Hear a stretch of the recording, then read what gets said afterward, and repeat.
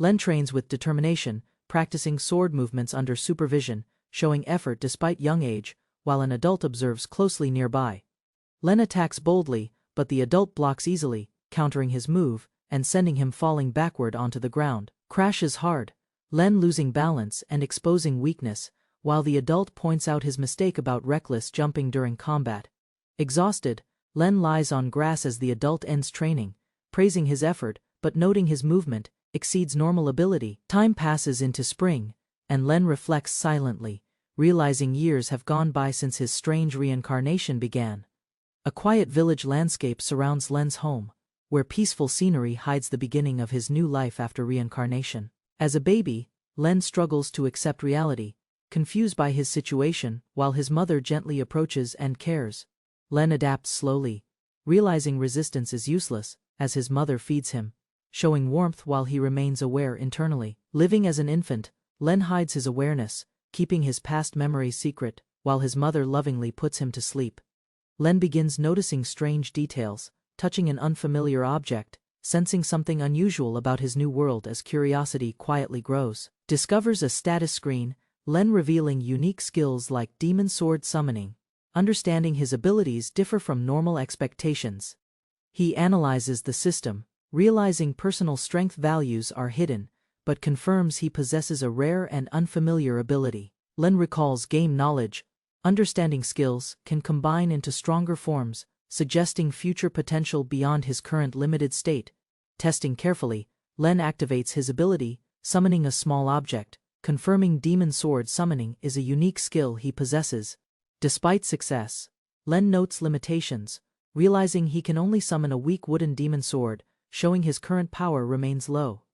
Len studies his ability carefully, realizing it improves through repeated use, while deciding not to test dangerous powers inside. He considers future growth, understanding stronger demon swords can be unlocked, and that increasing proficiency may expand available weapon types. Len overuses magic repeatedly, suffering headaches and exhaustion, realizing misuse could cause serious consequences, forcing him to train carefully. While practicing, Len is interrupted by his father, quickly stopping his actions while reflecting that growth methods differ from the game.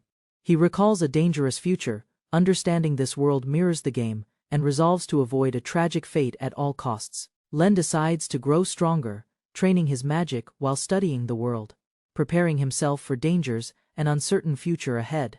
At 7 years old, Len returns home, greeted warmly, while his father suggests beginning proper swordsmanship training using practice weapons. Len accepts immediately, following his father, who explains his teaching approach, preparing Len to demonstrate his current abilities in combat. During practice, Len secretly uses his demon sword ability, forming a wooden blade, while pretending to follow normal swordsmanship instructions. Charges forward decisively, Len striking with speed and force, showing clear improvement as his training begins to shape his growing strength. Len attacks again, and his father praises him, encouraging continued movement, pushing Len to extend his limits during training. Len quickly exhausts himself, collapsing after brief effort, realizing his young body limits endurance. Despite his growing skill and determination, acknowledging defeat, Len rests while his father ends training, praising his effort and allowing him to recover from exhaustion. Len notices improvement as his proficiency increases, continuing daily routines of study and practice, steadily building his strength over time. He learns about demon stones from monsters, understanding they are important resources, hinting at future battles he must eventually face. Len tests the demon stone but realizes it does not react. Understanding it only works with monsters he defeats himself, trains seriously, Len recognizing the legend's influence and realizing he must rely on his own effort instead of advantages. Time passes steadily as village life continues, with daily routines, showing another month passing, while Len quietly continues improving himself.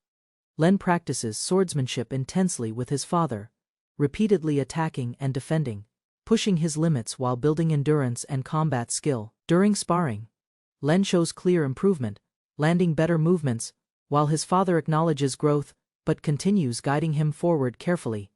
Len attacks, but loses balance, allowing his father to counter easily, throwing him down. Despite exhaustion, Len insists on continuing, but his father stops training, checking his condition and ending the session for safety. His father praises Len's effort while warning against overexertion, advising rest, as Len struggles to stand after pushing himself daily.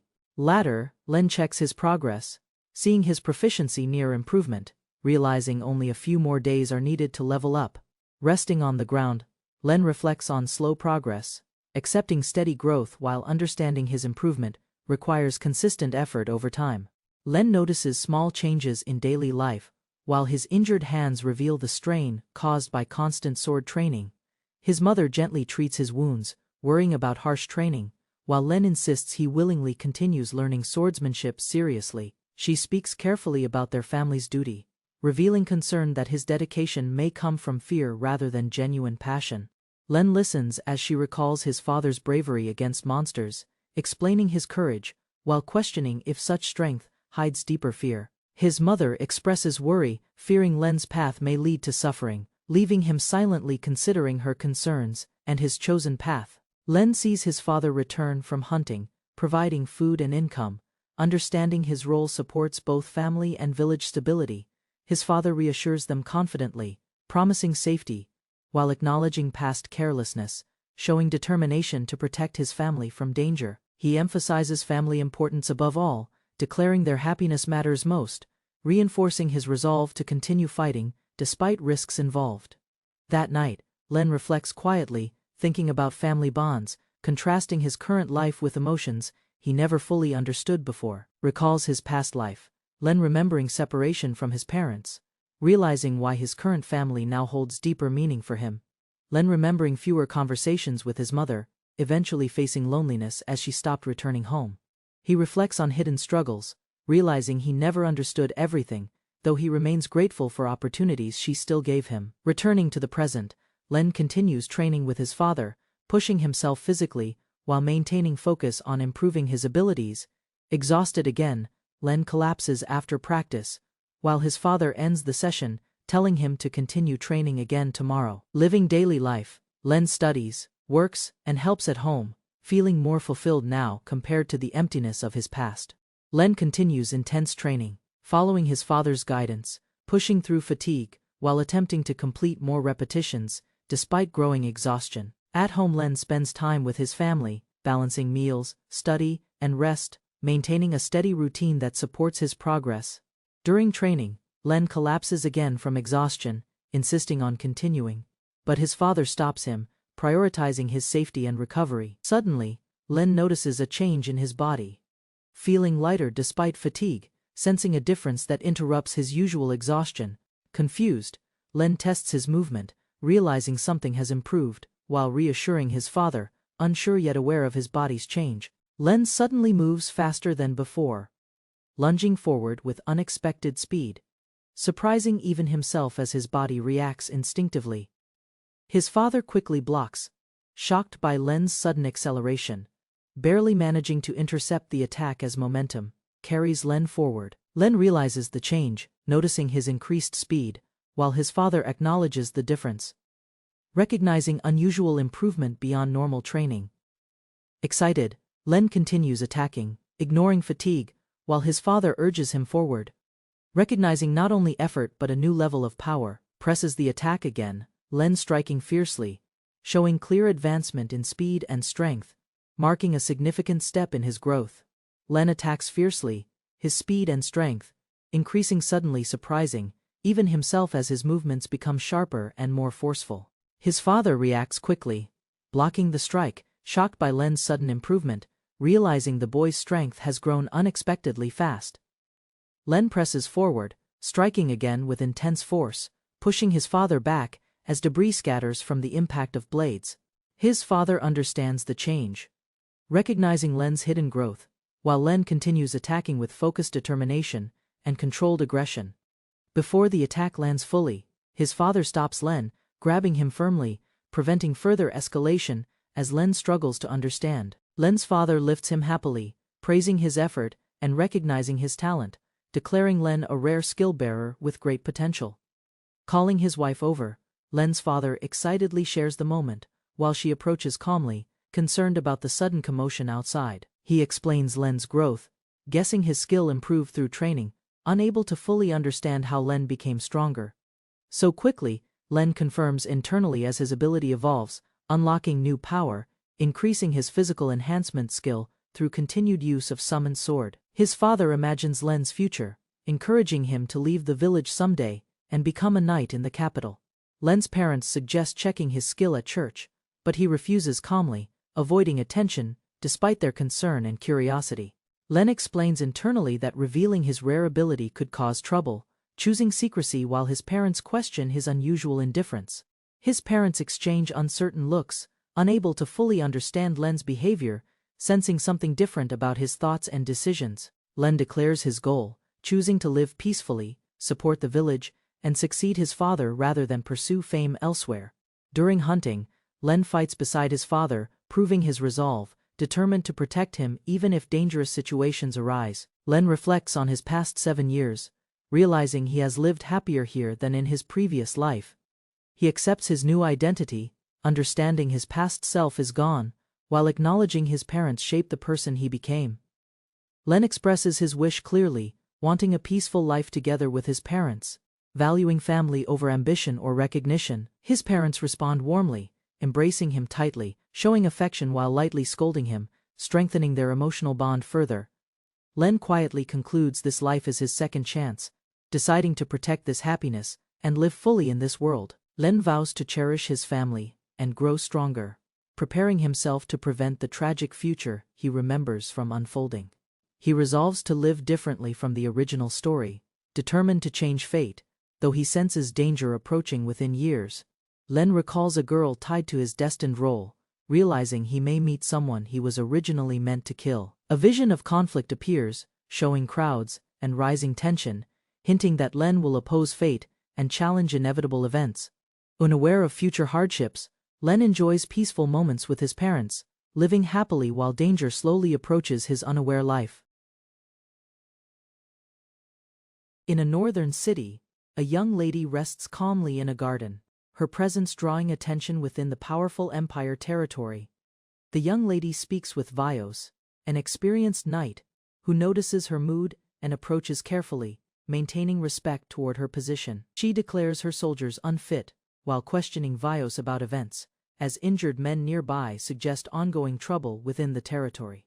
Vios explains orders to patrol and hunt a dangerous beast, revealing a growing threat that has begun affecting the region. Elsewhere, Len reflects after years past, continuing daily life, while unknowingly approaching events that will soon connect him to danger. Len checks his status, seeing improvement in his demon sword skill, realizing he has reached a new level. Despite progress, Len feels growth slowing, noting experience gained over years still leaves a large gap before further advancement. Len reflects on limited training time, balancing work and preparation, understanding small efforts only slightly increase his overall proficiency. Living peacefully, Len acknowledges his strength exceeds normal villagers, yet he chooses a quiet life without pursuing unnecessary battles. When praised about his future, Len rejects ambition, deciding to remain in the village, despite expectations that he could achieve more. Len notices approaching soldiers, while an elder recognizes them as the Baron's forces, urging immediate return as tension rises. Armored knights arrive at Len's home, led by Vios, formally apologizing while their presence signals urgent matters affecting the village. Len's father questions their visit, confused by sudden arrival, while the atmosphere becomes uneasy as the knights prepare to explain. Len observes quietly, realizing the knights serve higher nobles, understanding authority structures, while sensing the situation may involve serious problems. Explaining their mission, Vios reveals a beast caused destruction nearby, while Len realizes events are escalating toward danger beyond village life.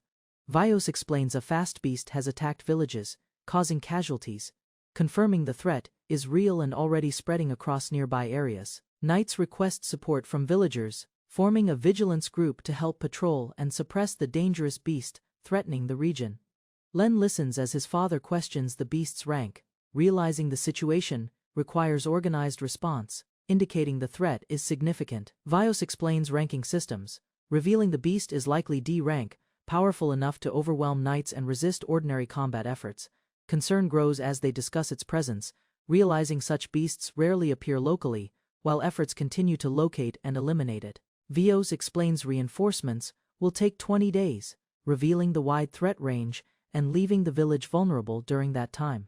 He apologizes and urges them to endure until support arrives as Len's father accepts responsibility, agreeing to strengthen patrols. Len observes quietly, analyzing the situation, realizing he should use his knowledge to identify the beast and understand its nature. Vios decides to rest, noticing Len nearby, while others acknowledge him, gradually recognizing his connection to an important family member. Len learns Vios is the knight captain, understanding his authority as he prepares to greet him and becomes involved further. The knights depart the village, while Len and his family watch, signaling the beginning of a dangerous mission beyond safety. Vios discusses Len's potential, noting his age and abilities, recognizing him as a rare talent capable of becoming strong. Len asks about the beast, but his father reassures him, claiming experience while Vios silently worries about the situation. Len reflects on his father's strength, realizing he surpasses multiple knights, yet understands the danger remains serious despite confidence. The knights prepare to rest and resupply, interacting calmly with villagers, while tension remains as they continue their hunt soon. Len helps gather hunted boars with his father, learning hunting methods while observing how food supply management affects village safety. He realizes reducing prey limits larger beasts, understanding ecosystem balance, while connecting this strategy to preventing dangerous predators approaching nearby areas. His father explains tracking signs like footprints and waste, teaching careful observation skills needed to locate animals. Later, Len's father encounters a hostile beast in the forest, drawing his weapon immediately as danger suddenly appears. After warnings, Len's father continues hunting cautiously, entering deeper forest areas while remaining alert until sunset. Len bathes with his father, noticing his exhaustion, questioning his workload as responsibilities from hunting and village safety increase. His father explains limited time for training, focusing on preserving food and supporting family duties, while apologizing for missing sword practice. Len listens quietly, understanding the burden, while his father thanks him for helping, showing appreciation despite growing tension from outside threats. Reflecting in silence, Len values his peaceful life, realizing it has lasted years, yet fears it may soon be disrupted. As his father falls asleep, Len watches carefully, sensing unease, aware that danger approaching the village may soon affect them. Days pass under the full moon, while Len's father continues hunting, as tension builds approaching the 10th night without resolution. Len notices his father has not returned, growing concerned, while helping at home and watching his mother quietly prepare dinner. Worried, Len insists on going out, but his mother stops him, deciding she will check instead. Despite the growing danger, Len refuses to stay behind, declaring he will go anyway, showing determination as fear rises about his father's safety. His mother admits her fear, worried his father may be harmed, revealing deep concern as the situation becomes increasingly serious. Len and his mother move through darkness with torches, carefully entering the night forest despite danger. They follow distant lights toward the forest entrance, while cautiously advancing deeper into unknown territory.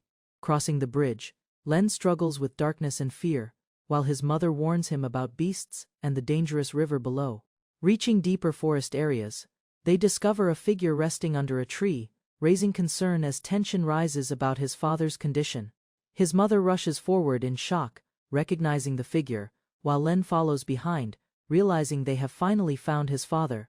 Len finds his father resting against a tree, relieved at first, believing he is safe after their desperate search. As they approach closer, Len notices something wrong, questioning why his father is sitting alone deep within the forest. His mother rushes ahead despite danger, calling out desperately, while Len follows behind, unable to stop her growing panic. Reaching him, she asks if he is all right, her expression filled with fear as Len watches the situation unfold silently. Len finally sees the truth, his father severely wounded and covered in blood, revealing the brutal encounter he endured. Overcome with shock and fear, Len cries out loudly, realizing his father's condition is critical as the situation turns desperate. Len and his mother faced a desperate situation at night, realizing danger surrounds them as he prepares despite fear. A wild beast suddenly attacks, lunging toward Len with overwhelming force, leaving him shocked as he tries to defend himself. The creature clashes with Len, forcing him back while his parents rush in, attempting to protect him from the violent attack. Overpowered, Len is pinned beneath the beast, struggling to resist as its strength overwhelms him. His mother intervenes, striking the beast while more creatures approach, forcing Len to act quickly as the situation becomes increasingly dangerous.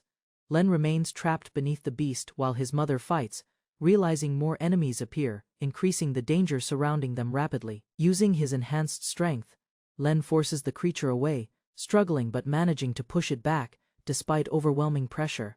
More beasts charge together, knocking Len and his mother aside, disrupting their defense as the situation becomes increasingly chaotic. Len reacts quickly, raising his sword to block an incoming attack, bracing himself as the creature strikes with powerful force.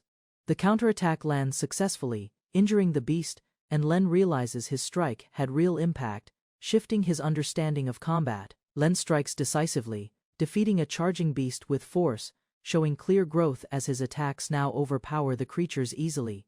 He continues fighting, knocking enemies aside, reacting quickly while maintaining balance, proving his training has significantly improved his combat ability. As beasts retreat, Len realizes his strength comes from consistent effort, gaining confidence while preparing himself to continue fighting if needed.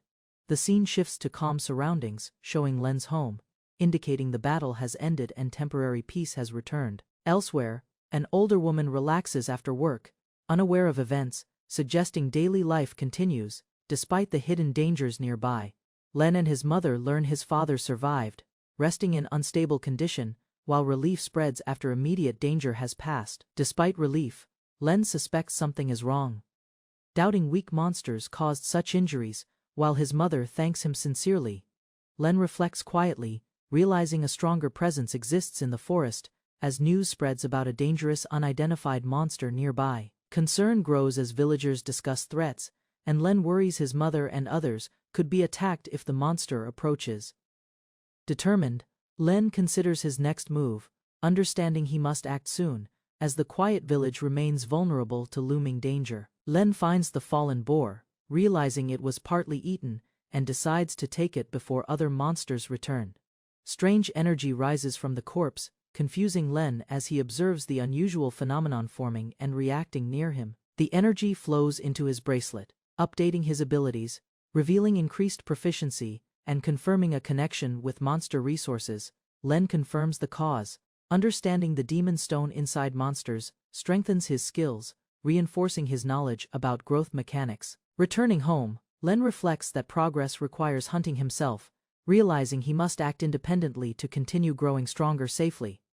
Len declares his decision to protect the village, determined to take responsibility as a member of the Ashton family. He stating, he is the only one able to fight now, despite knowing his request is difficult. Len asks for permission to defend everyone until reinforcements arrive, showing resolve while his mother listens with concern. That night passes quietly, his mother watching over his injured father, while the next morning arrives with a sense of change. Len receives permission to enter the forest, preparing himself, beginning his mission to protect the village, enters the forest carefully, Len recalling his mother's guidance about landmarks, while preparing to test his magic ability for the first time. He remembers game knowledge about a powerful magic user, realizing such enemies may exist here, increasing the risks of exploration. A small boar appears, suddenly startling Len, but he regains focus quickly, recognizing it as a manageable opponent. Len attempts to activate magic through his sword, concentrating while calling forth natural power, unsure how the ability will manifest. Vines erupt from the ground, binding the beast tightly, successfully restraining it, proving Len can now utilize natural magic in combat. Len reacts with surprise and excitement, realizing his magic worked successfully as the vines restrain the beast completely.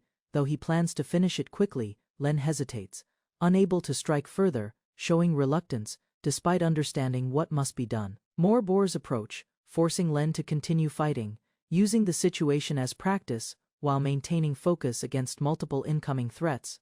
Villagers witness the aftermath from afar, amazed at the results, as defeated beasts lie scattered across the ground. By the end, Len gathers many defeated boars, confirming his success, as he completes his first hunt with significant results.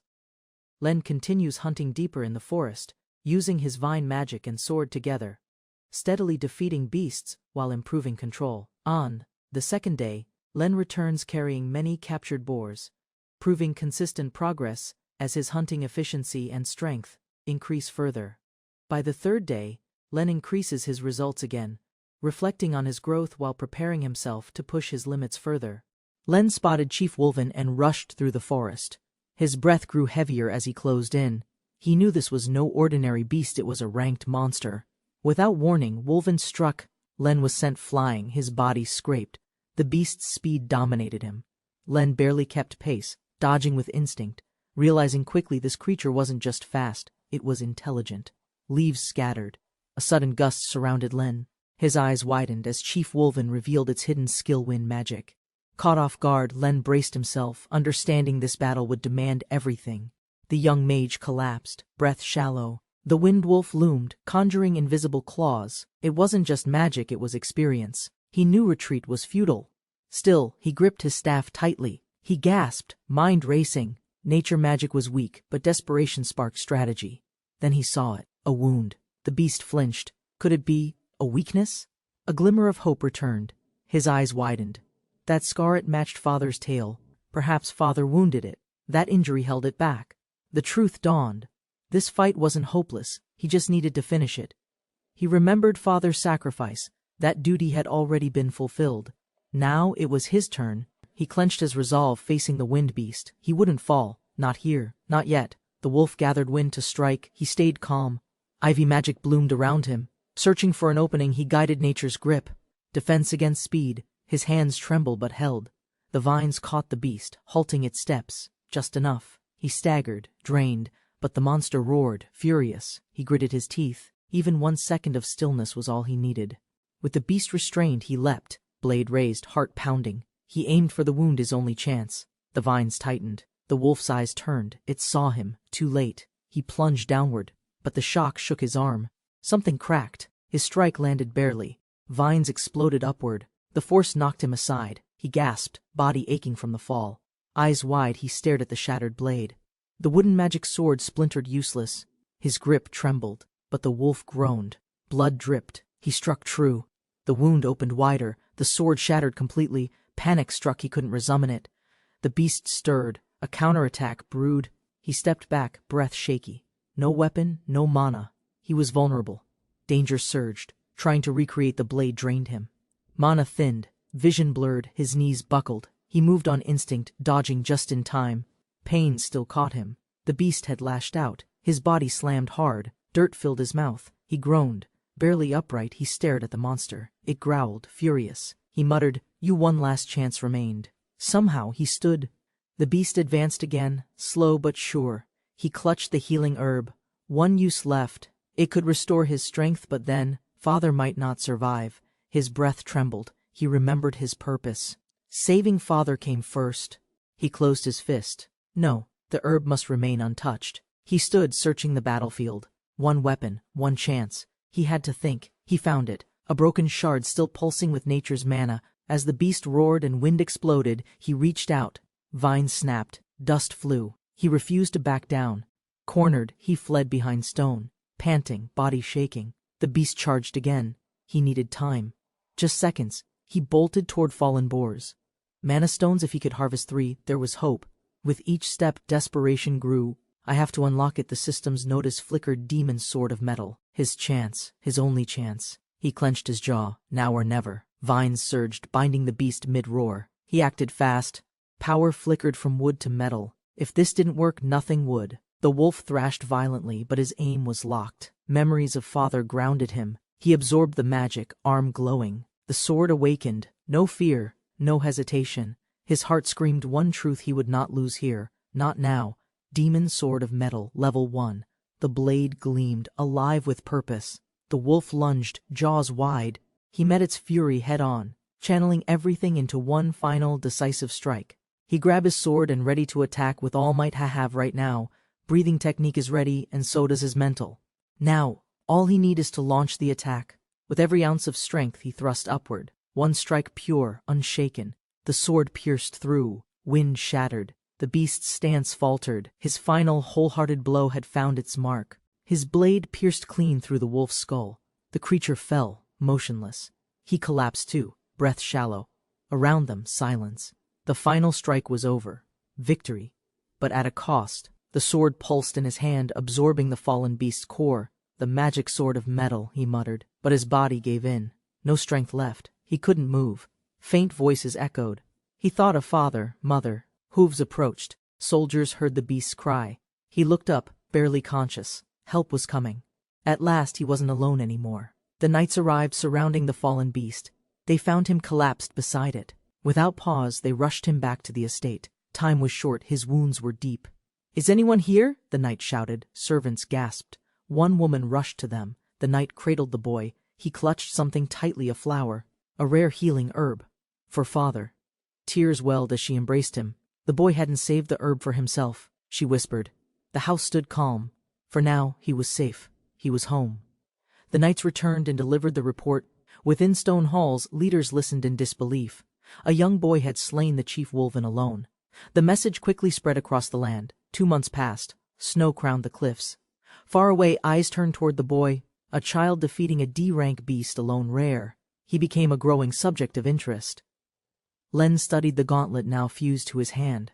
A new weapon, born from the beast's magic. It wasn't a blade, but its potential was unmistakable. His strength evolved. Len gathered herbs and scaled the cliffs, though his body still ached. The knights scolded him, but he smiled. He'd found valuable materials and a purpose beyond fighting.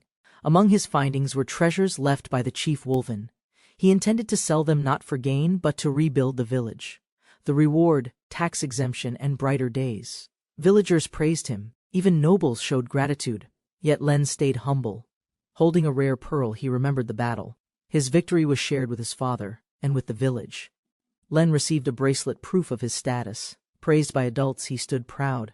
For his bravery and selflessness, the village recognized him. His journey had changed everything. Peace returned to the quiet village. Len resumed daily life, carrying goods, enjoying calm skies. Families smiled again, but a new presence watched silently from afar. The season shifted gently. By the tree, a mysterious girl appeared. Len paused, unsure. She wasn't from the village. Her gaze met his. Quiet, still, but something about her felt far from ordinary. She stood before him, her expression calm and purposeful. Len watched her closely. Her presence was unfamiliar but oddly familiar. Something about her felt tied to what was coming next. Len answered cautiously, still holding his load. Her eyes didn't waver. He couldn't shake the feeling they had met before. The air grew still. A turning point approached. She stepped forward. The wind carried quiet tension. Beneath the great tree, their meeting marked a new chapter. As fate stirred, the world shifted, and their story began anew. She approached calmly, sword in hand. Len was confused. With no warning, she drew her blade. Her stance was sharp, confident. He barely caught her words before the spar began. Her strike came fast, clean, powerful. Len reacted instinctively, steel clashing with steel. Surprise filled his eyes. She wasn't just skilled, she was testing him. And he wasn't ready. In moments, she overwhelmed 3 boys at once. Swift and precise, her movements stunned them. Len stumbled back, heart racing. This girl, whoever she was, held strength they hadn't expected. She fought with remarkable control. Len kept up narrowly. Their swords clashed in bursts. Neither had expected a real match. The spar escalated. He knew it wouldn't stay friendly. They moved faster, blades dull but tension sharp. Len read her movements. She wasn't reckless. She was gauging him. Then, a final step. A twist, he disarmed her. She fell. Len pinned her. Silence followed. Their eyes met. She muttered something faintly. Recognition flickered. He leaned in, unsure. She was more than a stranger. Something buried was beginning to surface. Len stumbled, flustered after pinning her. She demanded a rematch. Before he could react, she readied her blade. Determined to continue, she wouldn't accept the outcome so easily. Hooves thundered in the distance. Soldiers appeared, interrupting the duel.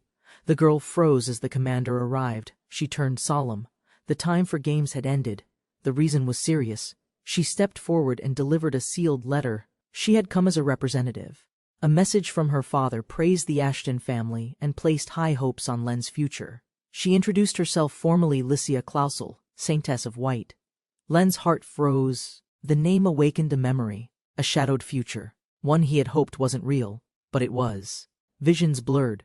He remembered her face from another life, another fate. A girl he once carried, once lost. The soldiers questioned her choices, but Len couldn't ignore the truth. She wasn't just a guest, she was the girl tied to prophecy. In another world he was meant to kill her. Now she stood before him, alive, the house filled with calm discussion. Tea was served, soldiers rested. Len tried to process it all. Outside, the village remained quiet, but something about this day felt unreal. He recalled everything he knew. Lesia Clausel, Saintess of White, a legendary character from another world. Powerful, admired, and unreachable. She wasn't supposed to be real, but now she was. She explained her visit. Curious about Len's strength, she had come herself. Their duel proved his courage. Her gaze sharpened with intent. The invitation that followed was no coincidence. Len reflected on how far Lesia had traveled. He thought hiding in this remote village would shield him from fate. Yet she had come seeking strength and bringing attention with her. He downplayed his role in defeating the chief Wolven, crediting his father. Lesia dismissed the modesty. She admired his quiet resolve, so unlike boastful nobles. She wanted him to join her. Len hesitated. He had no intention of leaving, but Lesia pressed further. Her eyes softened.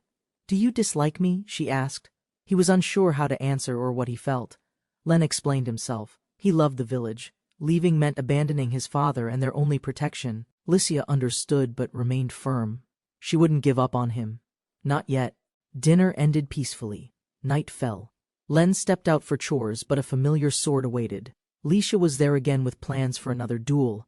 She had already cleared it with everyone. Len hesitated. She smiled knowingly. If he refused, she'd stay longer. She was bold, relentless. Cornered, he sighed and picked up his sword. There was no escaping this challenge. Lesia asked why he kept avoiding her. Len gave no answer, only a smirk. Sword in hand, he accepted. Whatever her reason, tonight they'd speak through steel once more. Lesia issued her terms. If she won, Len would leave for Clausel. If he won, she'd return again. Either way, he couldn't escape her. Their duel resumed. Steel clashed under moonlight. She charged fiercely, but Len blocked cleanly. Her surprise was evident. He matched her pace, forcing her to adjust. Their swords danced with rising tension. She questioned him mid-combat. Why try so hard? Why resist her invitation? Len said nothing, his guard never lowering. He wasn't just resisting her, he was resisting fate itself. Their blades locked again. Lesia's frustration spilled out. She hated losing. It wasn't just pride, it was principle. As the Saintess of White, she couldn't lose to someone her age. She fought with divine skill, speed, strength, and sacred magic. Len dodged and parried. Her fury fueled every swing. Losing wasn't just defeat. To her, it was unacceptable. Lesia declared it. From now on, she'd fight seriously. Sparks flew. Her attacks grew fierce, precise, relentless. The duel was no longer playful, it had become a matter of will. Len noticed a shift. Lesia was faster, sharper. Sacred magic, he realized. It wasn't just healing, it enhanced her strength, reflexes, and resilience. Fighting her now felt like facing someone new. He recalled sacred magic's function. Holy power merged with white magic to heal, cleanse, and empower. In Lesia's hands, it created a deadly combination of grace, power, and unrelenting speed. She moved like a blur. Len struggled to keep up. Still, he questioned why she didn't use this sooner. Her response was simple. Weiss hadn't given her permission until now. Blades flashed through moonlight. Lesia's strikes were fast, relentless. Len met each blow, adapting. His breath steadied. Amid the chaos, he no longer struggled, he moved with clarity. He adjusted to her sacred boosted speed.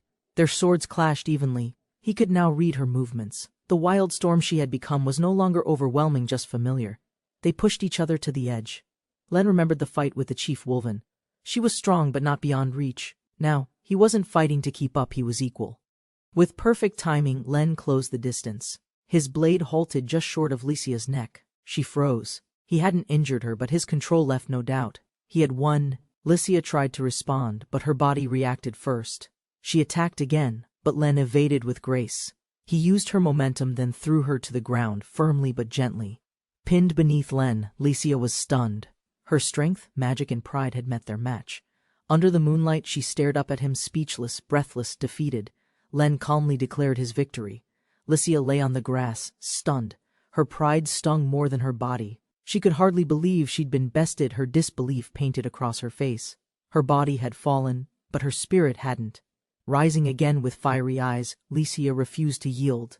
With renewed determination, she charged at Len, her will burning brighter than ever. Len was shocked. She hadn't accepted defeat. Lesia, eyes glistening, declared she hadn't lost yet.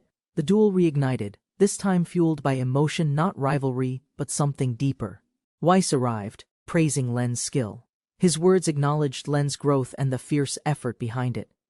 Licia, flustered but proud, realized just how far Len had already come. Weiss encouraged Licia to reflect on Len's strength and carry that motivation home. She acknowledged it silently, knowing she still had much to prove both to him and herself. Licia apologized for her intrusion, but called it worthwhile. Len, caught off guard, replied sincerely. Their duel had left more than bruises, it planted a mutual respect between rivals. Weiss thanked Len for his hospitality and promised to report back kindly. Len dismissed the praise humbly, though Weiss insisted it was clear Len's effort had truly impacted Licia's perspective. Weiss revealed Licia had chosen to visit villages herself, settling unrest after recent strife. Len was surprised her role wasn't just noble, it was earned through negotiation, resolve, and conviction. Len reflected on her achievements and began to understand her better. Despite seeming overbearing, Licia was straightforward, capable, and sincere. His impression softened, realizing she hid genuine strength inside. As moonlight filtered through, Len recalled a future he wished to avoid. This meeting with Licia came far earlier than expected, one not often shown in the game's early stages. Morning arrived peacefully, but Licia lay restless. The battle weighed heavily on her heart. Despite exhaustion, she resolved not to quit now. With determination, she began writing a personal letter. Licia handed Weiss a letter meant for Len. It was her invitation, her gratitude, written plainly. Though unsure of his thoughts, she hoped paper could speak the words she couldn't. Licia nervously handed over her letter. The knight read it aloud, misunderstanding its intent. Everyone thought it was romantic. Embarrassed, she insisted it wasn't. But her words sounded too sincere. The knight, smiling gently, suggested the letter showed affection.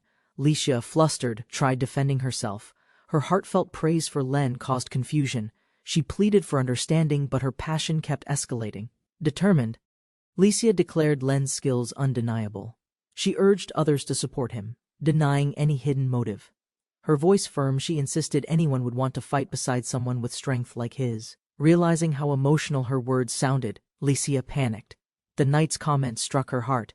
Ashamed, she admitted the letter seemed personal. Flustered, she crumpled it, vowing to discard it quietly. Licia departed the village with her knights, reflecting on the battle.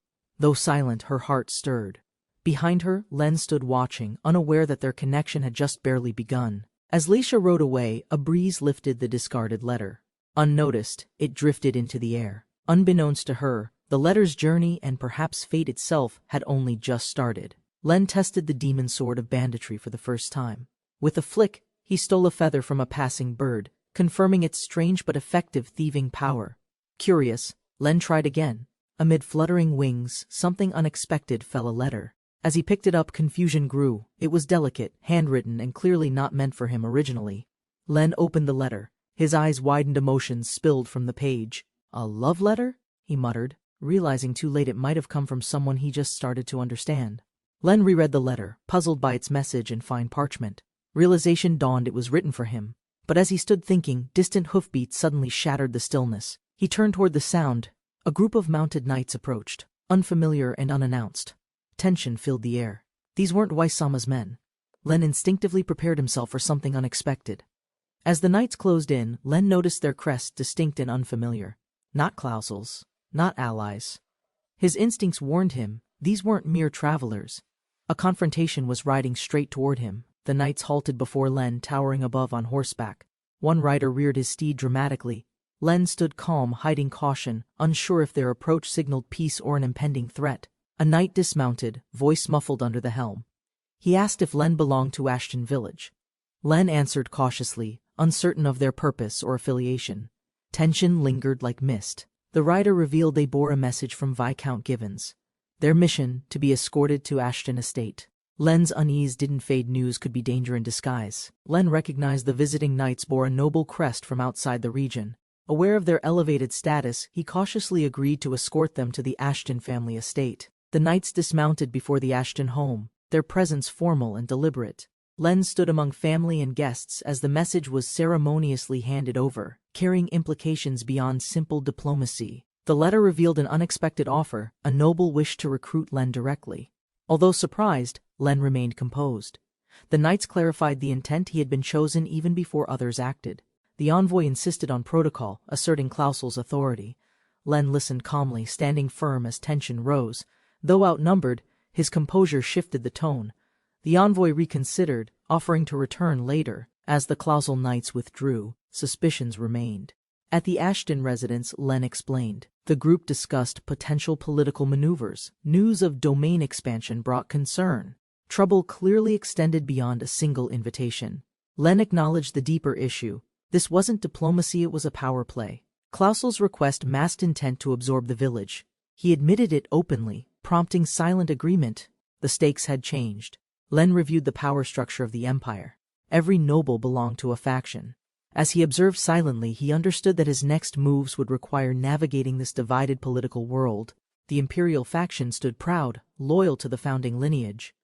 The hero faction drew strength from legendary lineage. Viscount Givens, though powerful, aligned with the reformists. Every allegiance carried long-term consequences. Baron Clausel and others remained neutral, avoiding open conflict. Len noted this, realizing neutrality offered both safety and isolation. He needed to choose, engage in politics, or be swept by it. Len questioned the ease of transferring village control.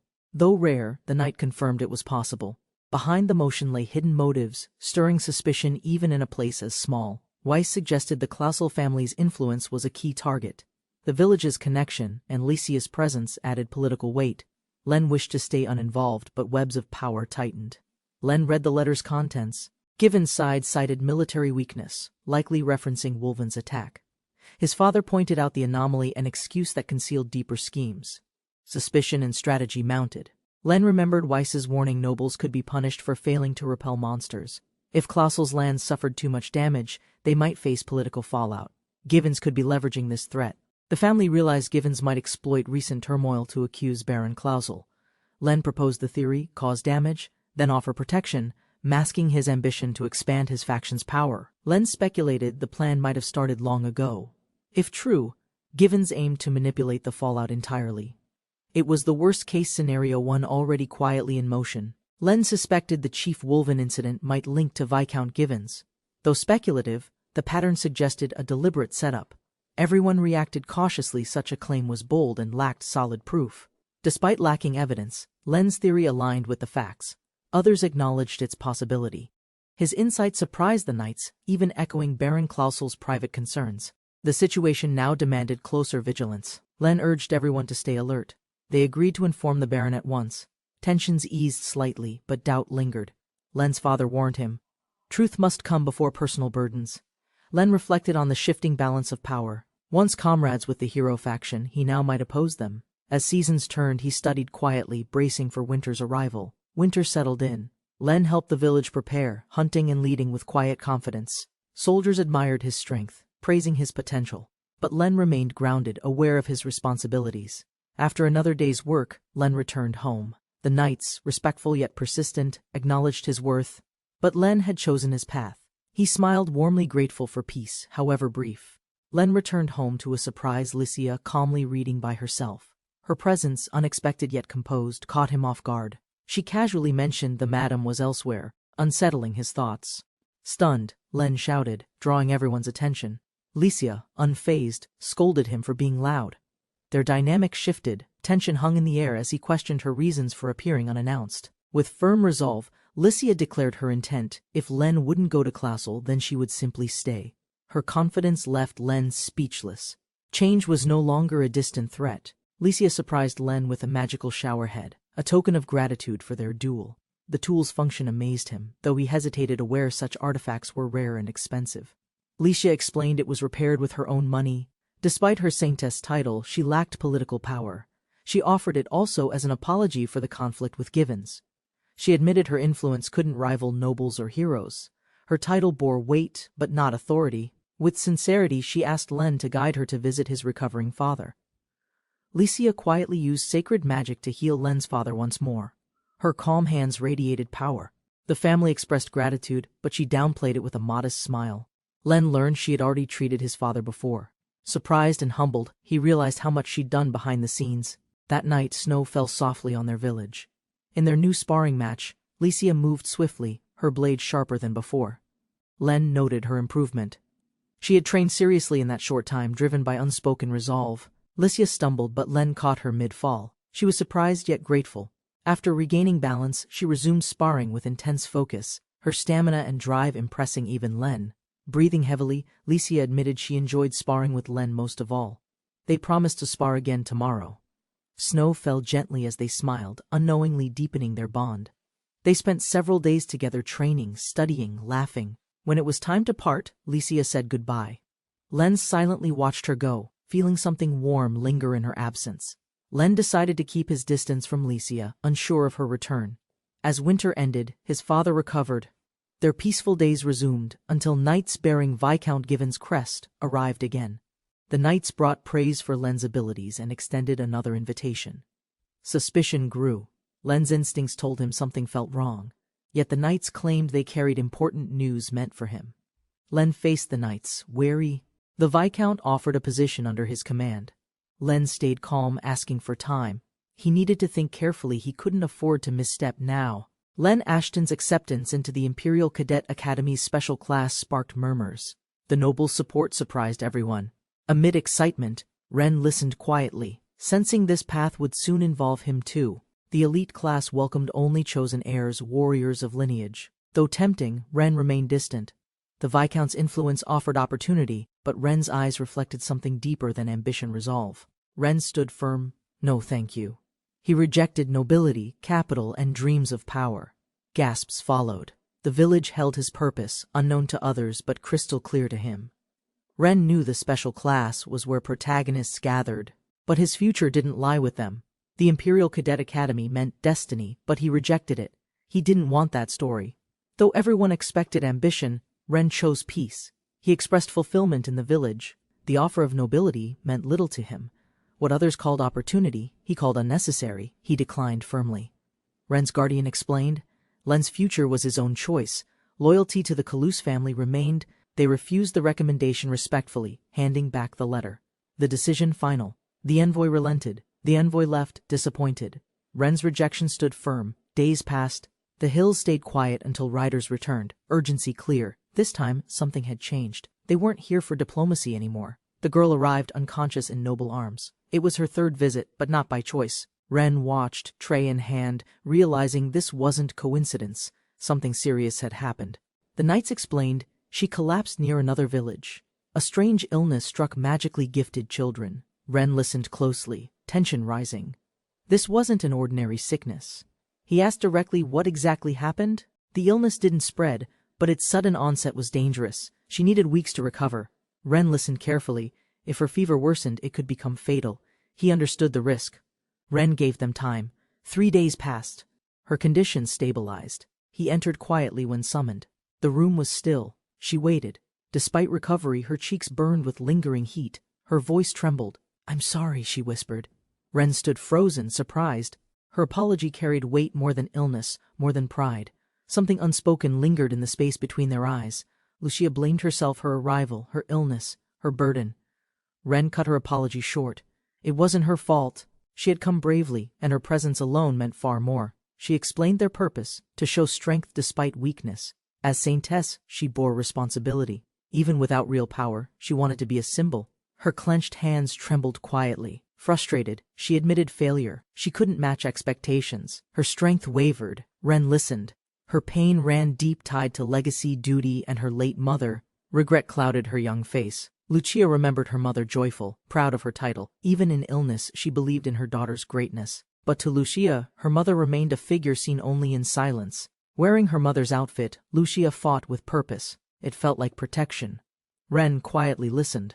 The uniform was a memento, but her dreams tied to it now felt unreachable. Lucia, resolute, declared her intent. This would be her last visit. She tried, truly, but expectations weighed heavily. Her journey, filled with longing, now neared its quiet, personal farewell. Lucia confronted Ren's decision. She acknowledged her burdens, her family's efforts. Her eyes didn't waver. Despite feeling unworthy, she offered gratitude and apologies with strength that came from sincere self-reflection. Ren watched her closely. She was pure, transparent in her resolve. If anyone hid something, it was him. Her truth was on the surface. His remained buried deep within. Silence lingered. Was this really goodbye? Her will stood tall. Ren, alone in the room, faced questions he couldn't yet answer. Her light moved forward. His role had just begun.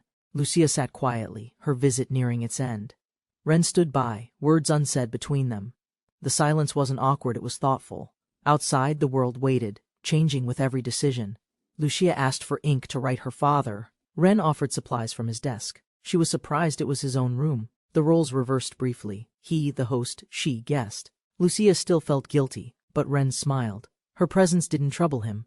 He even made a playful request for a fire-lighting magic tool, something simple, to ease their next meeting. Lucia protested this was her last visit. Ren smiled gently, suggesting otherwise. His comment about the magic tool lingered. She accused him of avoiding her, their past sparring unresolved. Ren clarified surprise challenges would throw anyone off. He offered to spar properly next time, within the village. His tone stayed playful, easing her worries. He cared, just differently. Before leaving, Ren promised a proper conversation later. Lucia sat stunned. Behind the door, he questioned himself, flustered. Their connection deepened, but neither fully understood what had just passed between them. Alone again, Lucia reflected. Was Ren being honest? Could she return? Her headache eased, thoughts cleared. Quietly, she stood. There was a letter to write and questions in her heart. She approached Ren's desk, recalling his permission. Looking for ink, she opened the box. Instead, her eyes caught a letter. Her hands froze. The words stirred something unfamiliar inside. Her eyes widened. The writing overflowed with emotion, valor, admiration, possibly love. Lucia's heart pounded. A voice behind her declared it aloud. Flustered, she gasped. Was it truly meant for her? Lucia panicked. The letter wasn't supposed to be here. Her heart raced. He had definitely read it. Embarrassment flared. It wasn't a love letter, was it? She couldn't think straight. Trying to justify, she told herself it was just admiration. He was strong, kind, that's all. Still, his face lingered in her thoughts, and she hated how flustered she felt. She hugged the letter. Why did she treasure it? Tossing it seemed right, yet her hand trembled. Wouldn't it be easier if she didn't start to like him? Lucia lay awake, heart uncertain. Her letter had reached him, but what had it meant to him? She wondered quietly, clutching her chest, searching for courage in his silence. The next morning, knights offered their help. Weiss and the others joined the villagers. Ren was asked to assist. Tasks resumed, but something unspoken still lingered between two hearts. Lucia's presence brought comfort. Her recovery brought hope. With repairs underway and peace returning, all believed the worst had passed. Yet unseen, a new change approached closer than anyone expected. Rain began to fall, soft at first. Mist crept over the forest. The group paused to rest, unaware that the sky's calm would soon give way to something far worse. Ren sniffed the air. Something wasn't right. Amid the rain, a burning scent lingered, unnatural, sharp. His heart dropped. It was coming from the village, from their home. He ran. Flames engulfed the house, smoke rising violently. The rain couldn't stop it. Panic surged through him. Was anyone inside? Each step forward heavier than the last. Smoke towered into the sky. Ren sprinted toward the flames, horror in his chest. The house burned violently, uncontained. His thoughts raced. Lucia. She's still there. Time was running out. Scattered bodies lay in the grass. Ren knelt beside one, dead, his neck torn apart. A monster? Panic sharpened into resolve. He drew his blade. Something had attacked without mercy. Ren charged through the fire. Guards were already down. Were they caught off guard? Inside, flames roared. Lucia was somewhere within. He ran harder, choking on heat and desperation. Inside the blazing ruin, a cloaked figure stood calmly. Black-winged beasts snarled around him. Ren froze. He recognized the creatures. These weren't ordinary monsters, this was an orchestrated attack. Ren's eyes locked onto the beast. A mana-eater, D-rank, fast, ruthless, and lethal to magic users. And it was here. Lucia lay nearby, unmoving. Time was running out. Screaming her name, Ren dashed through fire and rubble. His heart pounded. He didn't hesitate. No plan, no fear, only one goal. He had to reach her before it was too late. Ren confronted the cloaked figure, blade drawn. The air was thick with heat and tension. "Get away from her!" he shouted. The stranger, calm, recognized him by name. Suddenly, the world bent. Ren's vision swirled. His body weakened. Strength drained from his limbs. What's happening? He thought, staggering. His sword trembled in his hand. He couldn't stand. A jar appeared in the figure's grasp. The scent hit Ren instantly. It was incense, strong, rare, enough to subdue a dragon. The trap had already been set long before. Ren collapsed, strength gone. His hand reached for Lucia, but everything dimmed. Fire raged around them. He fought to stay awake. This is bad, he thought, breath weakening. Flames swallowed the scene. Darkness crept in. Ren's mind blurred. The world fell silent. His body stopped responding. The last thing he saw, Lucia, still lying motionless nearby. A jolt. A wheel turned. Something shifted. His eyes fluttered open. Shapes moved through the haze. He wasn't dead, but he wasn't safe either. Someone had moved him. Why? Ren awoke in a moving cart, wrists bound, straw beneath him, wooden walls around. He looked up. Lucia lay nearby unconscious, tied like him. Panic rose. "Young lady!" he called. Lucia stirred weakly. Ren felt relief she was alive. Before he could speak more, a voice cut in. "Awake already?" the hooded man said, calm. 4 days of sleep was plenty. The cart creaked forward through the forest. The man warned them to stay quiet. Ren's mind raced. 4 days? He thought. How far from the village have we been taken? The cart pressed onward through harsh mountain terrain. Ren watched the landscape blur past. Escape seemed distant. He stayed alert, aware that every movement the captor made could reveal a weakness. Ren concluded the man was a skilled beast tamer, able to command powerful creatures. Any misstep would be fatal. Strategy mattered now. Fighting was not an option. Not yet. Lucia's condition declined rapidly. Her breathing grew shallow. Ren's thoughts shifted. Escape could wait, her survival couldn't. He stared ahead, heart set. No matter the odds, he would not let her die. Lucia remained unconscious, her breathing faint. Ren watched her in silence. The promise he made to himself solidified. No matter the cost, no matter the odds, he would save her. He dreamed of himself, of Len Ashton. The memory returned vividly. 2 selves stood in reflection.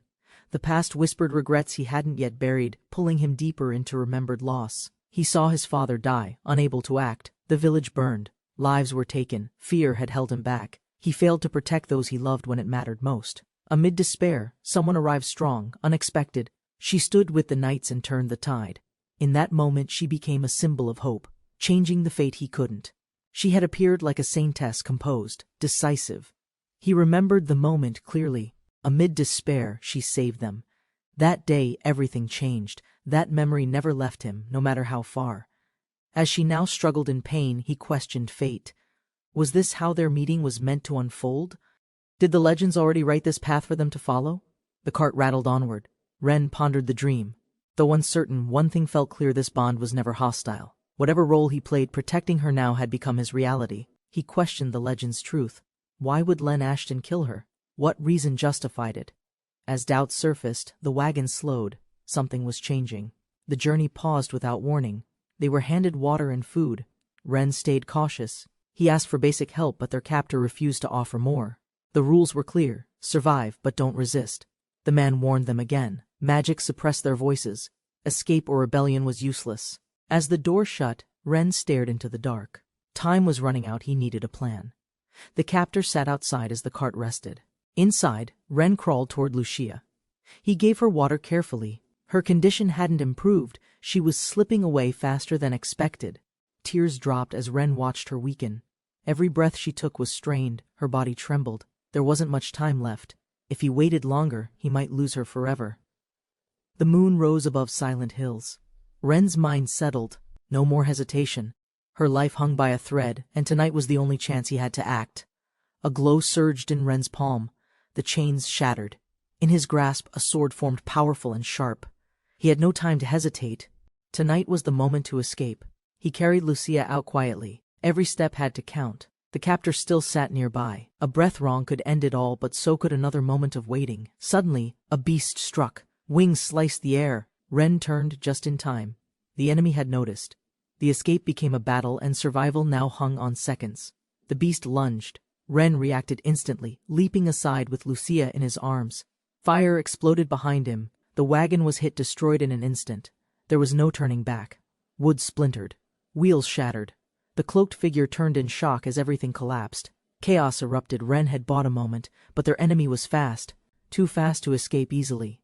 Amid the smoke, Ren clutched Lucia and dashed forward.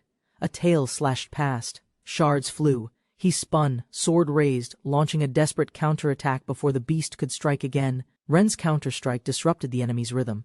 The cloaked figure recoiled in surprise. The blade had returned, summoned again. The air shifted. A real fight had begun between captor and captive. With Lucia in one arm, Ren deflected a second assault. The new weapon shimmered different, lighter. A sword of wood, forged by something deeper than steel, strong enough for this battle. Vines erupted. Magic took hold, binding the cloaked man. Ren acted swiftly, pressing the advantage. The captor struggled against the restraints. Surprise was gone. Ren was now fighting to win. Ren seized the moment, lifting Lucia onto the horse. With every ounce of strength he ran. Escape was no longer a wish, it was the only path left. The enemy shouted and lashed out. Ren summoned a new blade, its edge bound by stealth and agility. A precise strike disarmed the captor, sending the staff flying through the air. The horse charged forward. Lucia clung weakly to Ren. Behind them, a beast gave chase. The captor's plans unraveled. They had broken free, but the danger had not yet ended. The beast lunged from behind. Its fangs nearly reached them. Ren clutched Lucia and braced. The horse reacted instinctively, striking back with force. They barely avoided a fatal blow. The impact staggered the monster. Debris flew as they pushed ahead. Ren didn't look back. The woods opened slightly, speed became their only shield. The forest whispered with rising wind. Behind them, the enemy followed unwavering. He studied Ren's power with narrowed eyes. This escape wasn't over. The chase had only just begun, and Ren's strength would soon be tested. The cloaked man raised his hand. Energy surged through the air. With a command, he summoned the beasts of the forest. The woods responded with a wave of movement. Wolves, apes, and boars gathered. The forest stirred into chaos. The monsters obeyed, drawn to his power. Ren pressed forward, hearing their howls closing in from every direction. Ren realized the truth: these creatures were weaker than their master. That was the limit of his control, but numbers could still overwhelm. He reached for his sword once again. Surrounded by monsters, Ren charged forward on horseback. The blade struck with force, clearing a path. Creatures flew back as he shielded Lucia, pushing past the trap set against them. The horse landed hard and ran again. Dust kicked up beneath them. More beasts emerged, but Ren didn't stop. Every second mattered. Escape was their only hope of survival. They broke through the horde. Lucia gripped him faintly. Ren swung wide, cutting down another beast. There was no choice now. He would protect her until the very end. The chase continued. Fire and wing beats closed in. Ren urged the horse faster, dodging attacks. Behind them, wolves and beasts followed, relentless even as the trees thinned and terrain shifted. Through shadowed forest and moonlit plains, they fled. The night stretched on. Ahead, a distant light appeared. Civilization. They had one chance to make it out alive before being overtaken. In the town of Klausel, Lizard Klausel received the news. Shocked, he stood. His daughter was missing, taken. Urgency filled the air. The search would begin without delay. The commander blamed himself, begging forgiveness. Leaving Lucia had been a mistake. With shame heavy on his shoulders, he pleaded for time to redeem his failure and bring her back safely. Lizard listened silently. Though he understood, urgency overrode patience. The time to act was now. He gave orders: rally the nobles, alert the emperor. Every moment delayed risked his daughter's life. Before the orders could spread, envoys arrived. They came bearing authority sent by the Minister of Justice. Lizard turned to meet them, uncertain of whether aid or interference had arrived. The envoy revealed the decree. Klausel's governance was now under scrutiny. Negligence had led to monster attacks beyond their border. Political pressure mounted. Saving Lucia would now require more than force. Len rode through the quiet valley, cautious yet focused. With Lucia still weak, he had to find a safe path. Behind them, threats loomed. Ahead, the unknown still waited. They stopped beneath sheltering trees. Len handed over the herbs he'd foraged. Bitter, but necessary. Lucia's breath was shallow, her fever lingered. Every moment mattered now. Survival relied on care. She drank slowly, wincing from the taste. Len offered water, steady and calm. Their eyes met no words, but trust. In this fragile moment they found resolve to keep going. Ren crossed the shallow river on horseback, carrying the weakened girl in his arms. Her fever hadn't broken yet. With distant mountains ahead, he searched for a safe resting place. He traded gathered materials for herbs and supplies in a small village. Her condition slowly improved. As she rested, he remained alert, knowing danger could still follow their trail. She observed the terrain ahead, recognizing signs of noble territory. Ren adjusted course, aware they were nearing risky borders. Tension rose. Each step forward could trigger the next chain of events. Ren identified the Baldur Mountains, using them to pinpoint their position. He adjusted their path westward. The terrain grew harsher, but his pace steady. Klausel lay ahead, and time pressed tight. She asked about her family, but Ren noticed her calm. She already suspected their safety. He reassured her, then kept moving. Their destination held more than recovery, it held purpose now. He spoke of visiting the Baron, hiding deeper intentions. She silently accepted. With the path clear, they rode toward Klausel, mountains shadowing behind. Her gratitude was quiet, but deeply felt. Rain poured as evening fell. They found shelter beneath a cliffside. Ren gathered wood and kindled a fire. Their journey paused, but unease lingered in the shadows beyond the flames. Ren returned with a strange bird, caught mid-perch using a vine trap. Her eyes widened. His methods, though humble, hinted at skill far beyond a mere traveler's experience. She revealed a broken pendant. Ren examined it, likely a magic tool. He recalled grabbing it while fleeing the beast. A clue, perhaps. Both wondered what purpose it still held. As they discussed the broken pendant, she recalled a tale magic tool's once silenced sound. If true, it might prove valuable. The thought lingered as rain softened into steady rhythm. Ren carefully roasted the catch over open flame. Smoke drifted through the shelter. He plated the food simply, offering the first bite. Though unseasoned, he hoped effort would speak instead. She tasted it slowly. A pause, then a smile. The flavor was plain, but the warmth behind it meant more. He watched her closely, relieved her strength was finally returning. The rain cleared by morning. Ren and the girl traveled through quiet lands scarred by time. They passed ruins and blooming orchards, where simple fruit brought rare smiles to tired faces. At a river's edge they paused. Ren washed her dress, mindful of the dirt and blood. She waited nearby in silence, watching the stream, the bridge, the stillness between them. Ren returned with the clean fabric, offering it gently. She flinched at the closeness, but let him dab her face. His touch was careful, more comfort than necessity, more trust than duty. He approached quietly, eyes steady, sensing her fragile state. Her heartbeat quickened as he observed her. The air between them thickened, tension rising. She stayed silent, unsure of his intentions. He reached out, hand resting gently on her forehead.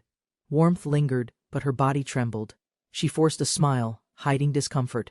He noticed her struggle, concern flickering behind composed eyes. Memories surged through her, pain, confusion, hesitation. Her fingers gripped her arm. He stepped closer, hesitant but calm. She turned slightly, uncertain. A question hung in the air, waiting to be heard. Suspicion filled her heart as she questioned his silence. Beneath layers of calm, something was hidden.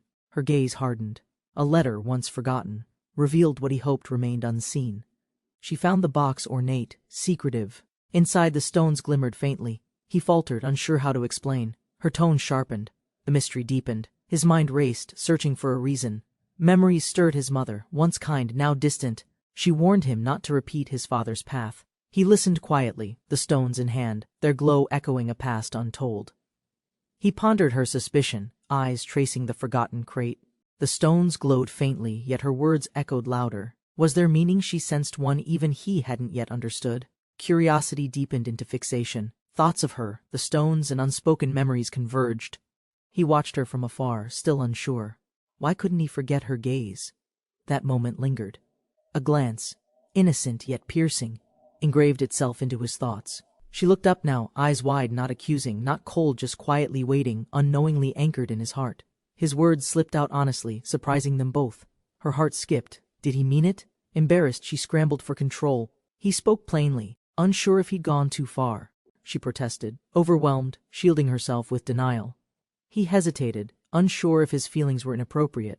Curiosity wasn't a sin, was it?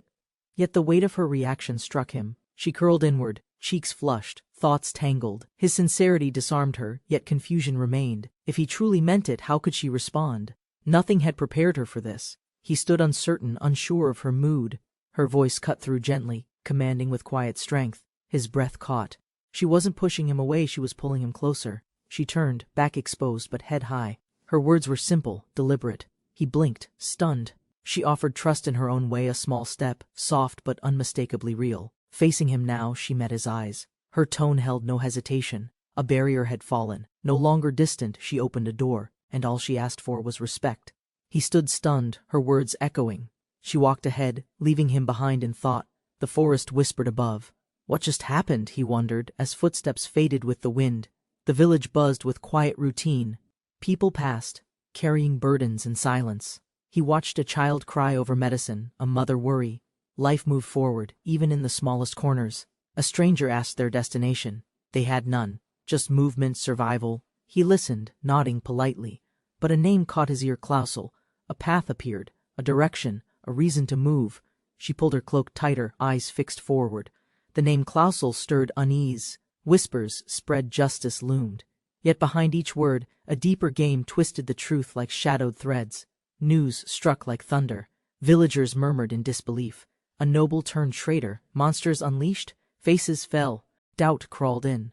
Somewhere far off, a rider raced, perhaps towards something worse.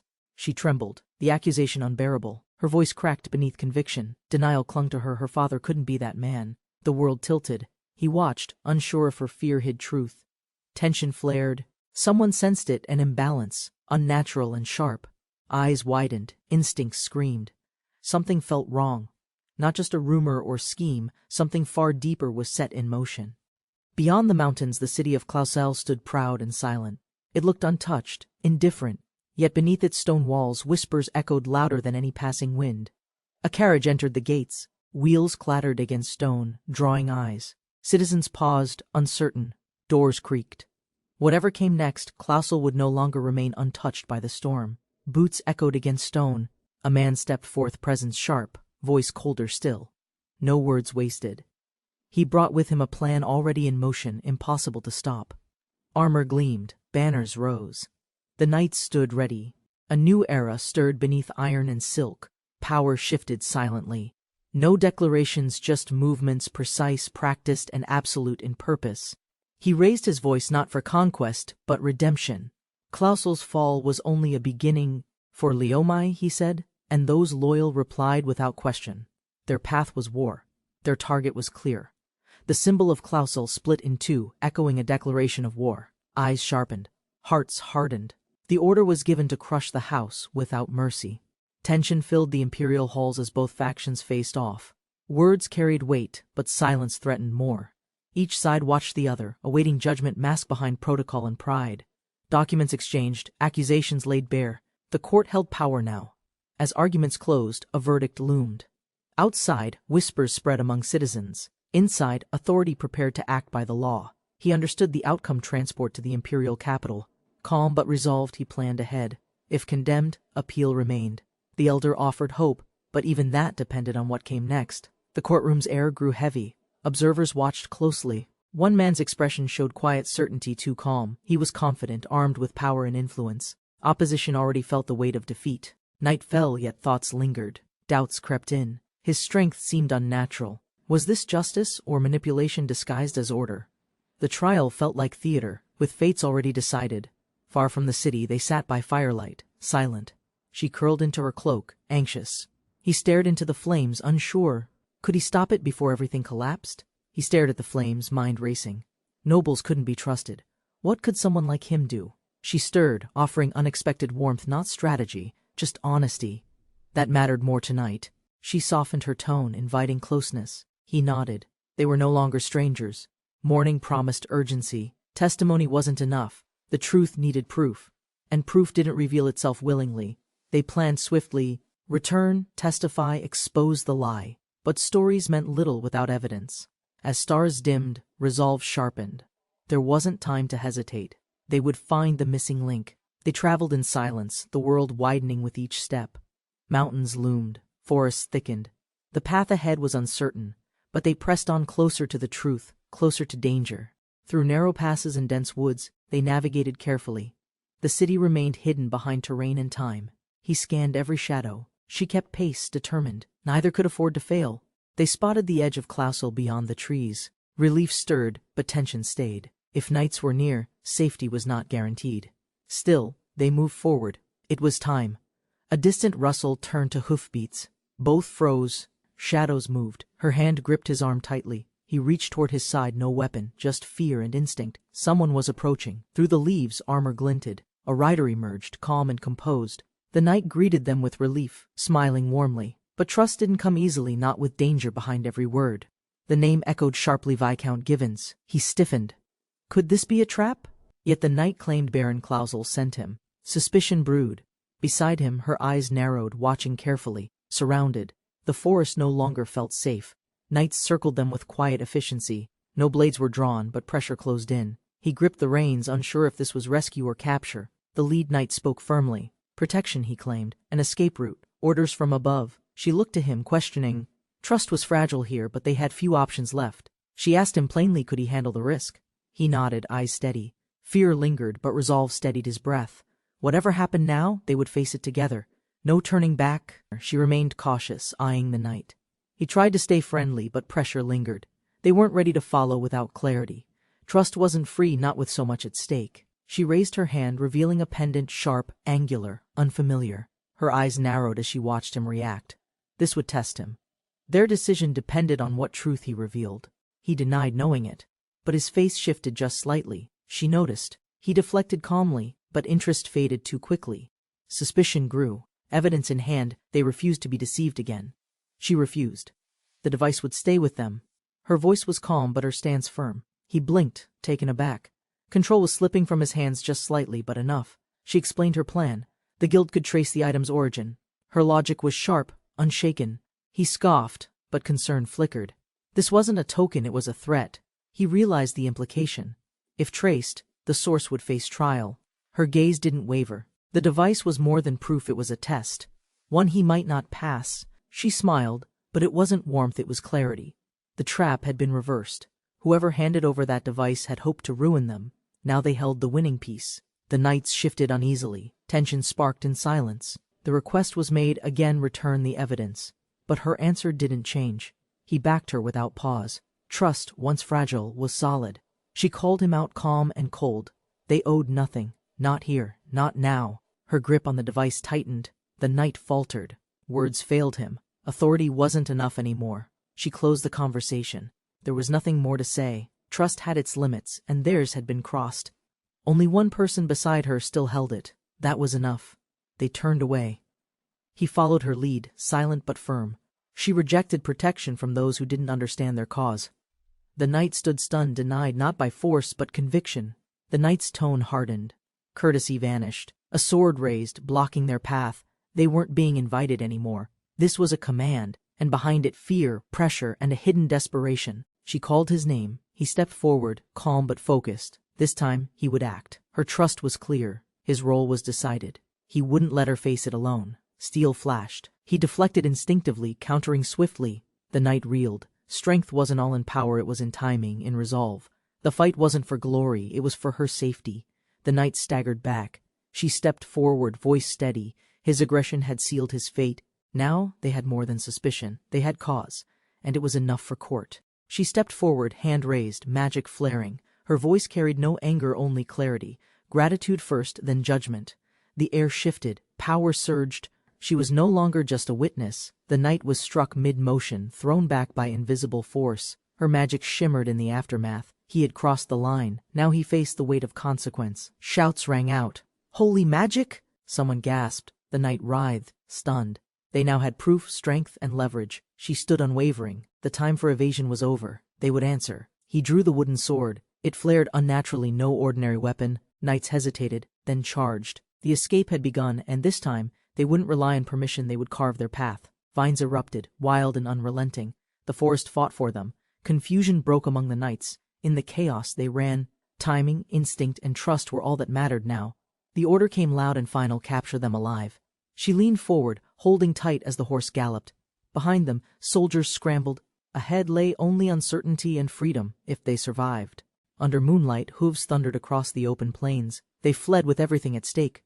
Pursuers drew close, armor gleaming in darkness. One mistake, one slip, and it would all be over. They pushed the horse harder. He glanced back. No gap gained. Her grip tightened. They had one chance: reach the hill, find people, make noise. Exposure was their only protection now. As the ridge approached, shadows shifted above. Wings beat the air. He looked up, eyes wide. Not soldiers, not knights. Something worse. Watching. Waiting. The true threat had only just arrived. His breath caught as the figure appeared. Cloaked and composed, they'd been waiting. Every step had been predicted. The hill wasn't safety, it was a trap. And the trap was sprung. The earth cracked open. From atop the rocks, the beast tamer gave the command. Creatures stirred. Dust rose. The mountain wasn't empty, it was armed. This was no ordinary ambush. They charged through the chaos, dodging boulders and beasts. Her grip steadied them, his focus cut through fear. Behind them, their pursuers were swallowed by stone and shrieking wings. The ground erupted into a nightmare. Creatures twisted, tangled, unnatural poured forth. Not just summoned, but swarming. Panic broke rank. Screams replaced orders. The hillside became a battlefield no one controlled. He turned sharply. She was ready, calm under pressure. She asked for a sword, any blade would do. The enemy was chaos itself. They had no room for hesitation. Allies and enemies blurred in the surge. Creatures advanced indiscriminately. Knights who once gave chase now pleaded for mercy. The swarm made no distinction. This fight belonged to no side. The swarm of rats cascaded like a living wall. Screams followed, swallowed by chaos. There was no negotiating with fear, no time for strategy. Only movement kept them alive. From above, the beast tamer watched, calm, confident. Words were offered, but not mercy. If they wouldn't surrender, force would follow. And if that failed, death. The terms were clear. She readied her weapon. The creatures closed in. He stood beside her. The fight was no longer about escape, it was survival. The forest wasn't refuge anymore. It was war. Blades clashed, chaos thick. She leapt from horseback, carving through the horde. No hesitation, no wasted motion. They had no army, only her strength and his resolve to hold position. He watched her move, stunned again by her precision. She wasn't just defending, she was dominating. Creatures fell. He asked if she'd grown stronger. She answered with action, not pride. A surge of power followed her strike. Monsters burst, scattered like leaves. She didn't slow. She fought to protect, but also to prove something. In this storm, she burned steady. Surrounded by madness, they paused only for breath. He cursed their luck. This was more than a battle. It was a trap built to outlast reason, their only path forward. The beast tamer remained untouched, high above. He realized escape was impossible unless they ended her control. That meant breaking through the monsters and the fear, keeping them locked in place. The ground burst. A monstrous beast emerged, more stone than flesh. She called his name. Urgency sharpened. He drew his sword, not wood this time. Metal gleamed. It was time to strike. He struck without hesitation. The blade met flesh or something like it. The creature shrieked, limbs thrashing. Dust flew as the impact echoed. He stood firm, breath steady, eyes locked. The monster buckled, its form splintered from within. Around them, chaos stilled for one fleeting second. Her gaze met his, shocked, proud. Together they turned the impossible into a moment of hope. She shouted his name, thrilled and breathless. He turned, almost smiling. But above, the beast tamer stirred again. One battle ended, another loomed, and this time the enemy watched closely. The wind howled, then stilled. From the cliff's edge, a new figure emerged, graceful, composed. One swing had reached him.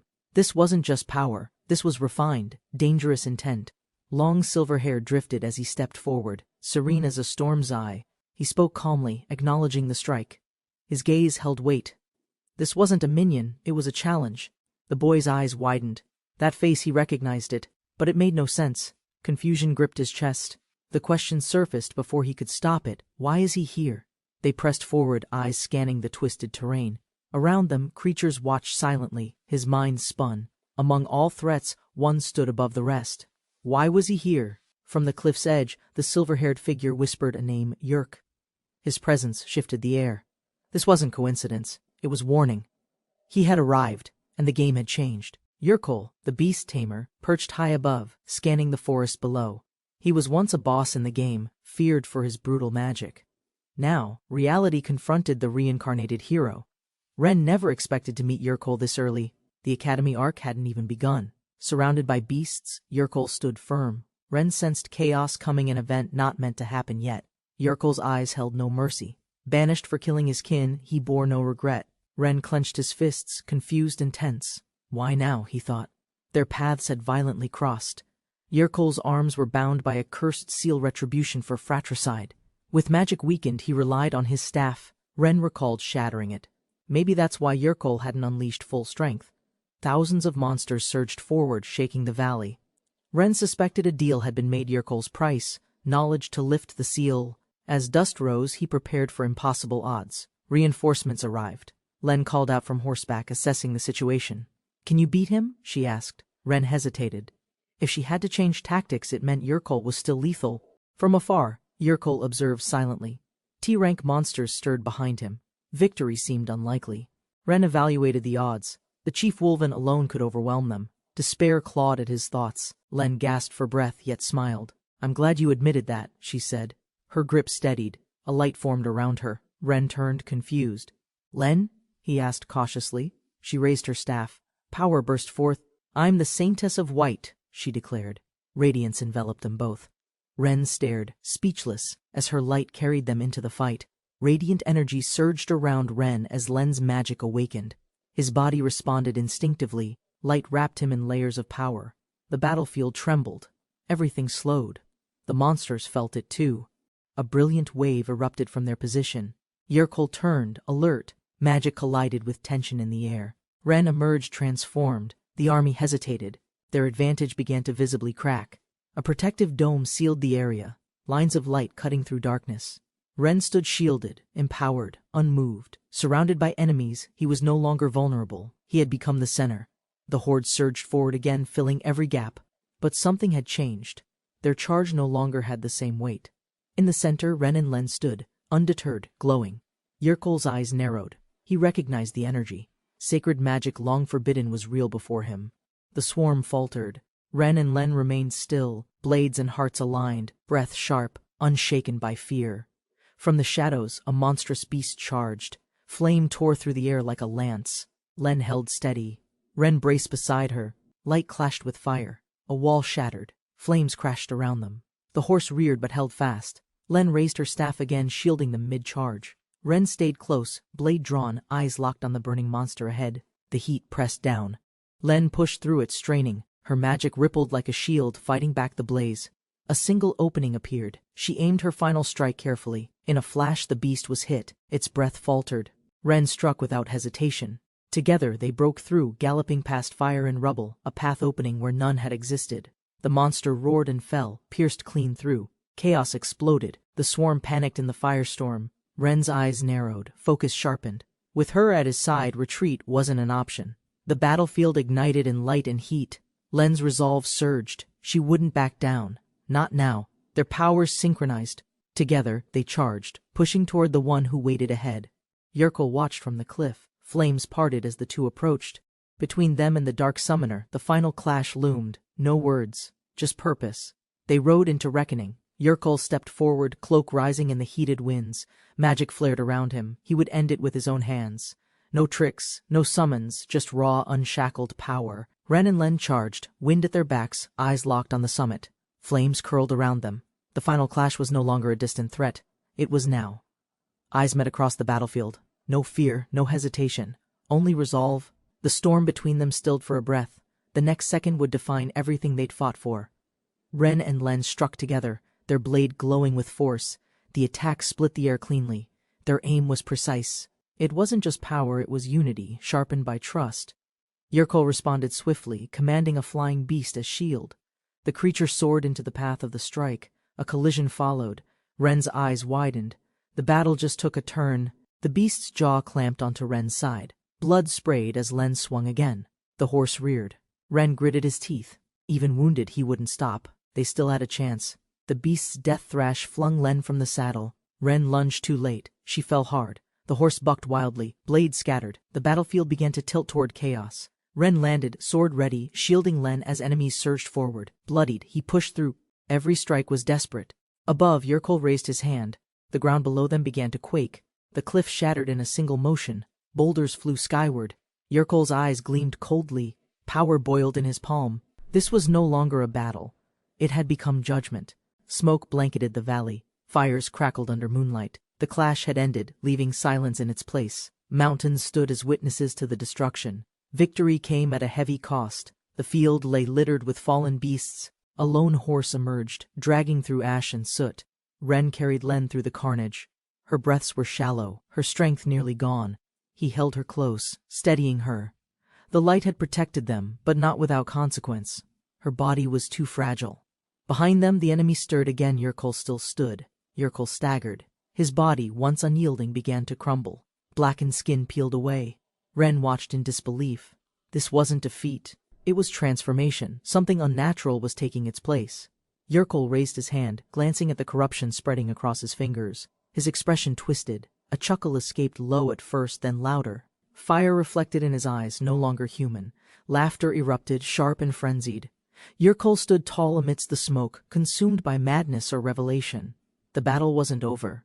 It had only scratched the surface of his true form. Blood pooled around Yerkol's feet.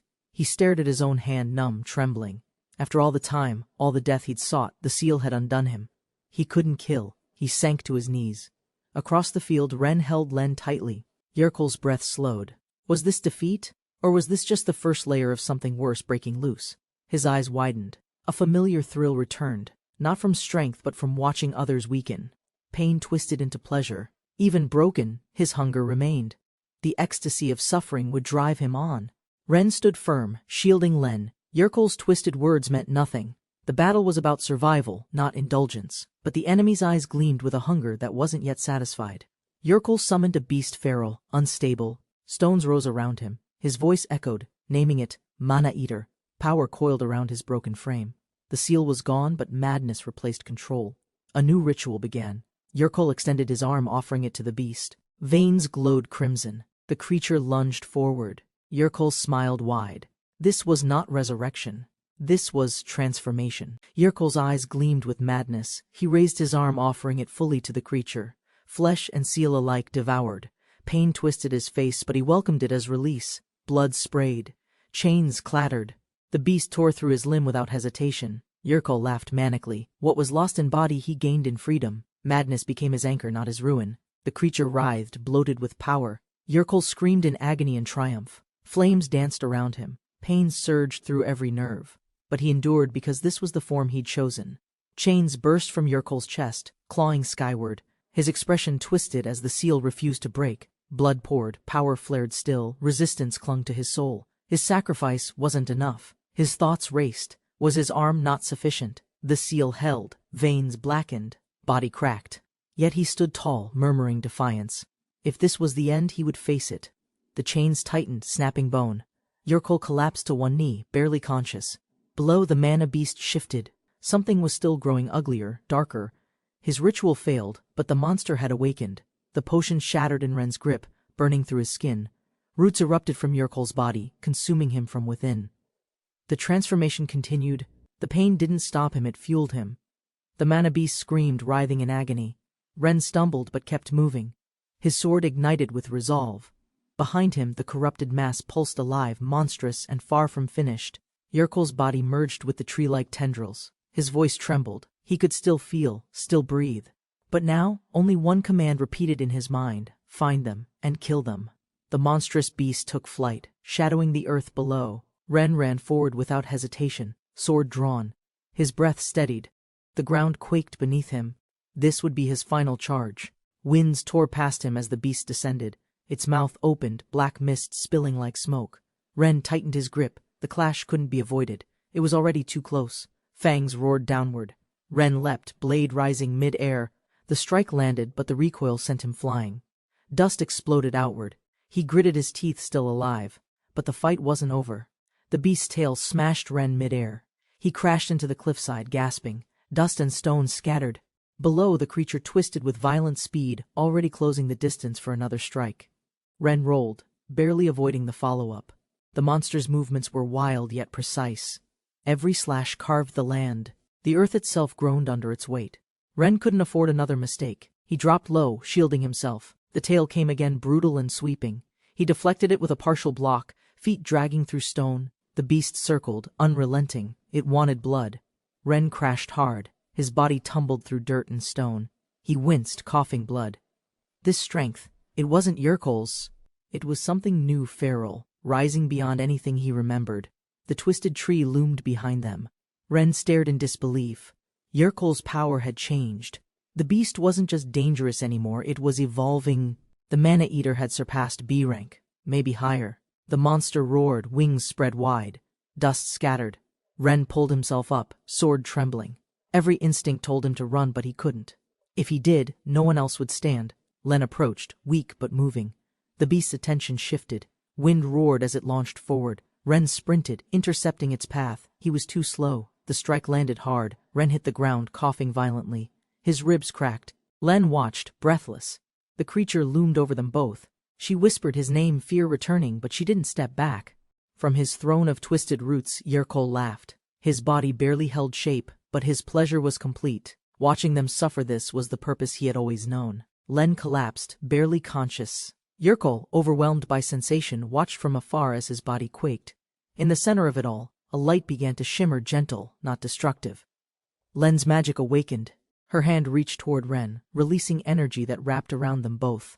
The battlefield calmed briefly. Her body trembled. Her strength was gone, but she kept casting. She pressed close beside him. Ren stirred faintly, shielded by her spell. Her gaze softened. Every motion she made was slow, deliberate. She gave everything, even as her vision dimmed. Len smiled gently, magic fading. Ren watched her in silence. Her light had shielded him again. Behind them the earth rumbled. The beast returned. But something in Ren had shifted. Ren stood slowly, gaze fixed forward. Len remained still behind him. The monster landed hard, cracking the ground. Ren didn't flinch. He'd made his choice, and this time he wouldn't retreat. He glanced once more at her softly, firmly, then turned away, stepping toward the beast. His injuries didn't matter. Not now. Not while she still breathed. He had to finish it. The beast lunged, claw raised. Ren didn't back down. His blade glinted in the chaos. He dashed forward, timing his strike against the crushing force about to descend.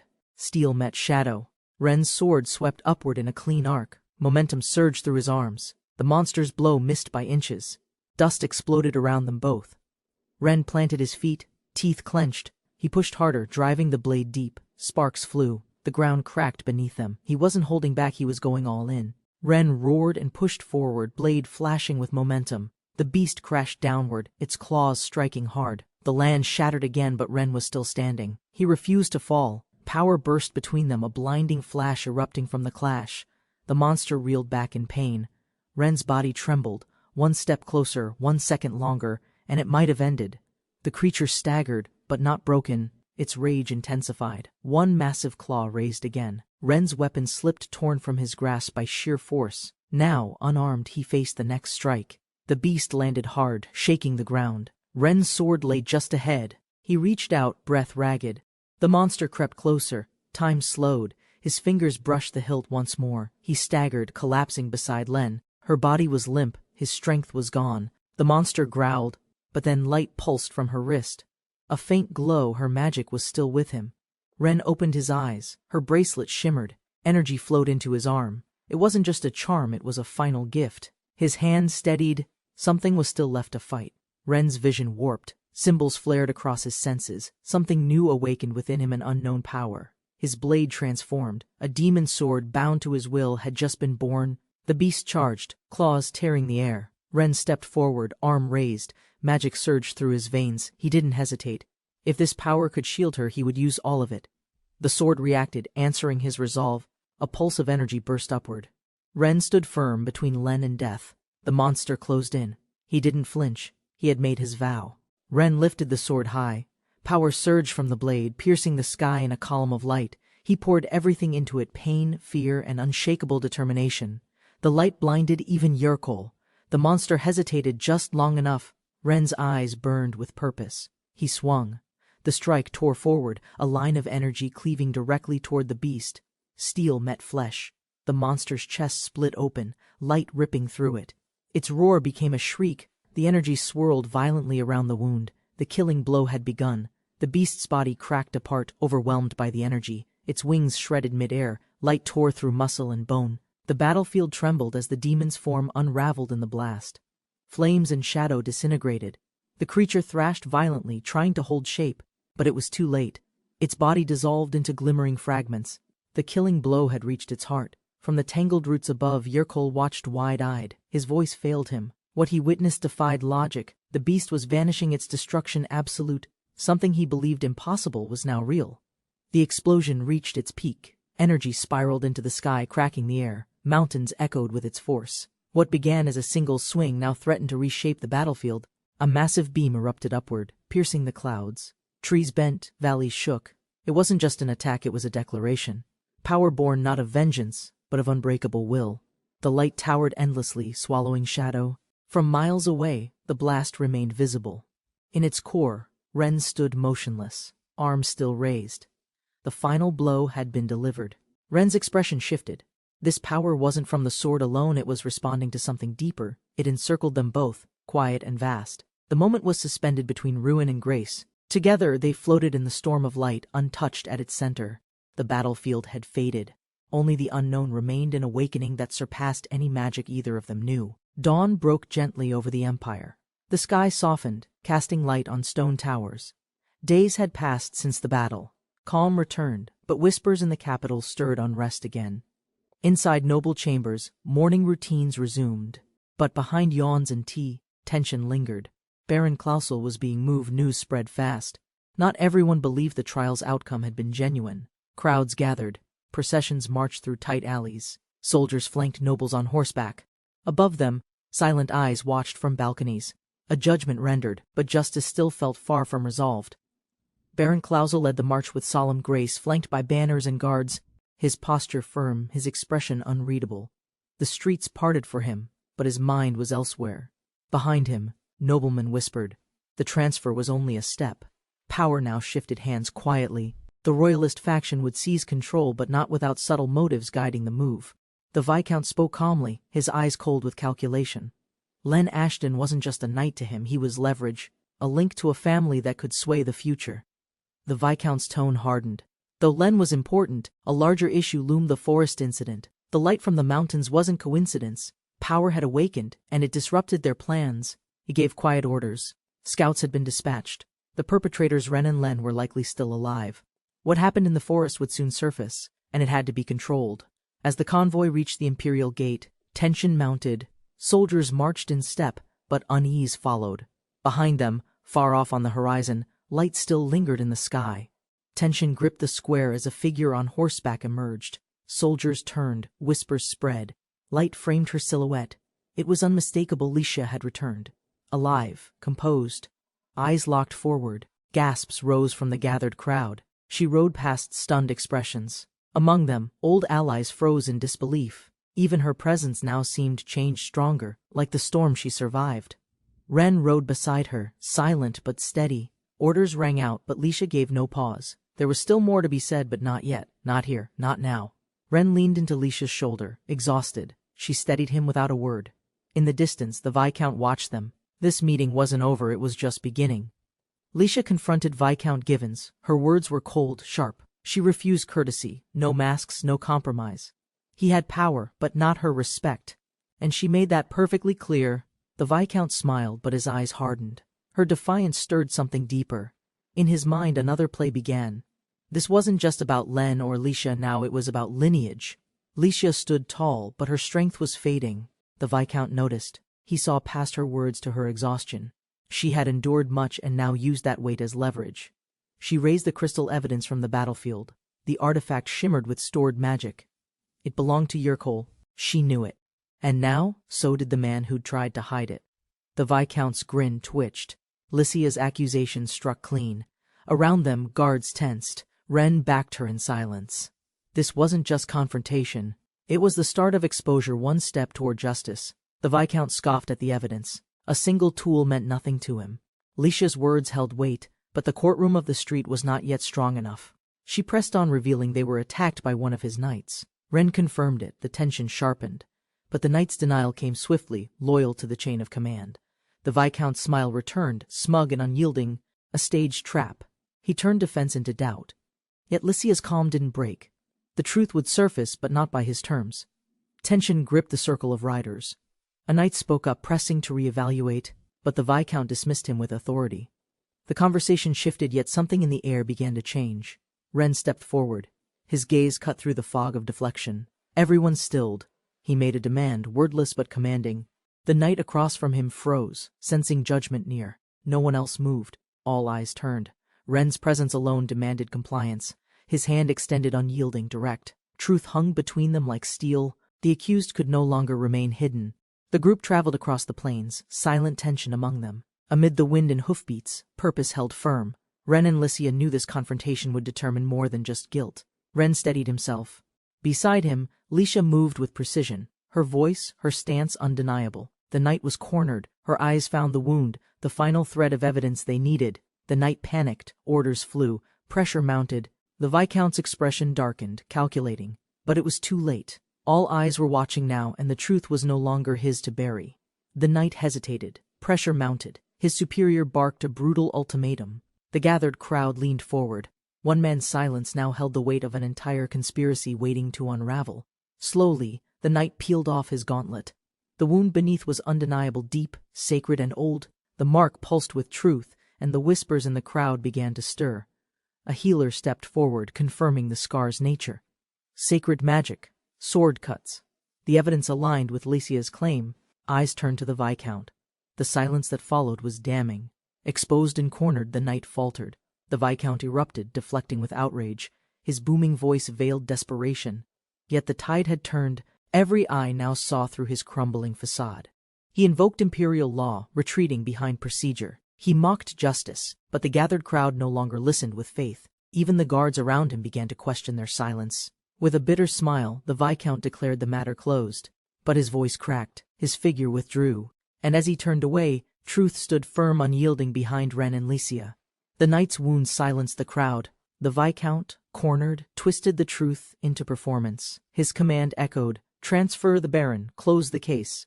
But resistance had already begun to stir. The courtroom of the road dissolved into scattered resolve. Some bowed to orders, others glanced away. But Lycia and Len stood firm, eyes burning. They saw through every calculated word. With a forced smile, the Viscount turned. "This farce is over," he said, but his back betrayed tension. As he rode off, the real battle had only just begun. Edgar stepped forward, elegant and composed. His praise veiled a deeper intent. With graceful words, he offered to take control. Len and Lycia watched as power shifted once again. Drawing an ornate emblem from his chest, Edgar revealed his true authority. The symbol stunned everyone, its legitimacy undeniable. The noble faction trembled. Viscount Given tried to protest but faltered immediately. Edgar's calm threat struck deeper than any weapon. He declared the emblem genuine, leaving no room for escape. Viscount Given stood paralyzed. The entire battlefield now obeyed Edgar's silent command. Edgar calmly reached into his coat, revealing a crest. The emblem's details struck fear into the watchers. Len's allies froze. The noble's connection was more powerful than anyone expected. Gasps spread across the crowd. The crest's meaning reached even the guards. Len understood they were facing someone tied to imperial authority. Viscount Given's confidence cracked, his composure beginning to waver. Lycia watched as Given shouted accusations. Edgar didn't flinch. He reminded them that falsifying such a symbol meant death. Given's threat lost power. Everyone knew Edgar was not someone to cross. An official from the capital stepped forward, authorized by his master to question the trial. His voice calm, yet deliberate, he requested a retrial in Clausel, raising quiet tension. The official's gaze turned to Len Ashton. Mentioning his name deliberately, he declared the boy central to the truth. Len remained still, sensing the implications and danger behind those words. Far away, the master sat poised on a throne. His command was clear: ensure their downfall. The envoy, nervous, confirmed the terrifying order: pursue Len Ashton and the others completely. The Viscount was stunned. He couldn't comprehend why Edgar moved. With no prior allegiance, such intervention was irrational. Panic stirred within him as the game's balance began to shift. Edgar calmly stood his ground, revealing his master's reasoning. The miracle witnessed, and Len's past deed justified support. Unseen threads were now pulling the once hidden forces into public view. Lycia recalled Edgar's earlier words. As he stood before them with certainty, Edgar proved authority alone didn't define strength, conviction did. This, she realized, is what real strength truly meant. Len opened his eyes in an unfamiliar bedchamber. Confused by the elegant surroundings, he turned his head and spotted a girl beside him. The room felt strange, almost royal. The girl stirred, suddenly launching into his arms. Shocked, Len recognized her face, Lady Lycia. She called his name with emotion. His heart pounded. What had happened while he slept? Lycia clutched him tightly, whispering his name again. Len, dazed, asked how long he'd been asleep. Her answer stunned him. A full month had passed since they arrived in Clausel. Len awoke in an unfamiliar bed, surrounded by elegance. A girl rested beside him. Disoriented, he sat up. Recognition stirred as he noticed her movement. Something about the room felt wrong. The girl lunged into his arms without warning. Len froze, recognizing her as Lycia. Her grip tightened desperately. His confusion deepened, sensing the weight of something grave that had occurred. Still weak, Len struggled to piece events together. He learned a month had passed since Clausel. Everything around him felt altered. He had missed something important, and the consequences had begun. The slain wolfen's organs proved essential for rare medicine. Their precise harvesting gained unexpected value. A marquis struck a deal. Len's effort had unknowingly saved the noble's long-suffering daughter. As gratitude, an invitation arrived. Len examined the envelope, noticing a crest. Familiarity struck hard. He'd seen it before, etched in memory, from the darkest chapter of the game's story. Realization chilled him. That crest belonged to the final boss from the game, the Marquis Ignart, once merely fiction now real, powerful and reaching out to him, directly and deliberately. Though famed for wisdom and power, Marquis Ignart had once betrayed the Empire. The loss of his daughter led to rebellion. Len realized his actions may have already altered the story. Time passed. Len's parents arrived in Clausel, relieved by his recovery. Though their home was lost, their hope returned. They saw in Len a strength beyond what words could express. Len recalled the demon stone. His arm had drawn power then mysterious, uncontrolled. The bracelet offered no answers. Yet something had changed that day, triggered the moment it touched her skin. Len stood beside Licia, reflecting on his parents' visit. Her warmth comforted him, but something about her presence felt different, an energy he couldn't explain, as if something hidden stirred. His gaze lingered. A teasing guess about a demon stone shocked her visibly. That reaction confirmed more than words could. He hadn't meant it seriously, but he had touched truth. Licia confessed nervously. Only select saints carried demon stones. The knowledge was sacred, secret, yet she shared it with Len, trusting him completely. He nodded, overwhelmed by her vulnerability and trust. Len pondered the demon sword's link to the game's tragedy. If its power shaped past destruction, perhaps events unfolded not by choice but because no other path existed for survival. Looking over Klausel's rooftops, Len reflected. He tried to avoid this destiny. Yet defeating the Chief Wolfen may have altered the story's path, diverting him from the game's original timeline. The mid-boss Ur-QL never rose. His father survived. Even Marquis Ignart's intentions shifted. With each step, Len saw evidence. The game's future was no longer fixed. The world was changing. Len reflected on his presence in this world. Every decision left ripples. He questioned who he truly was, how much of himself belonged to this world, and how much remained outsider.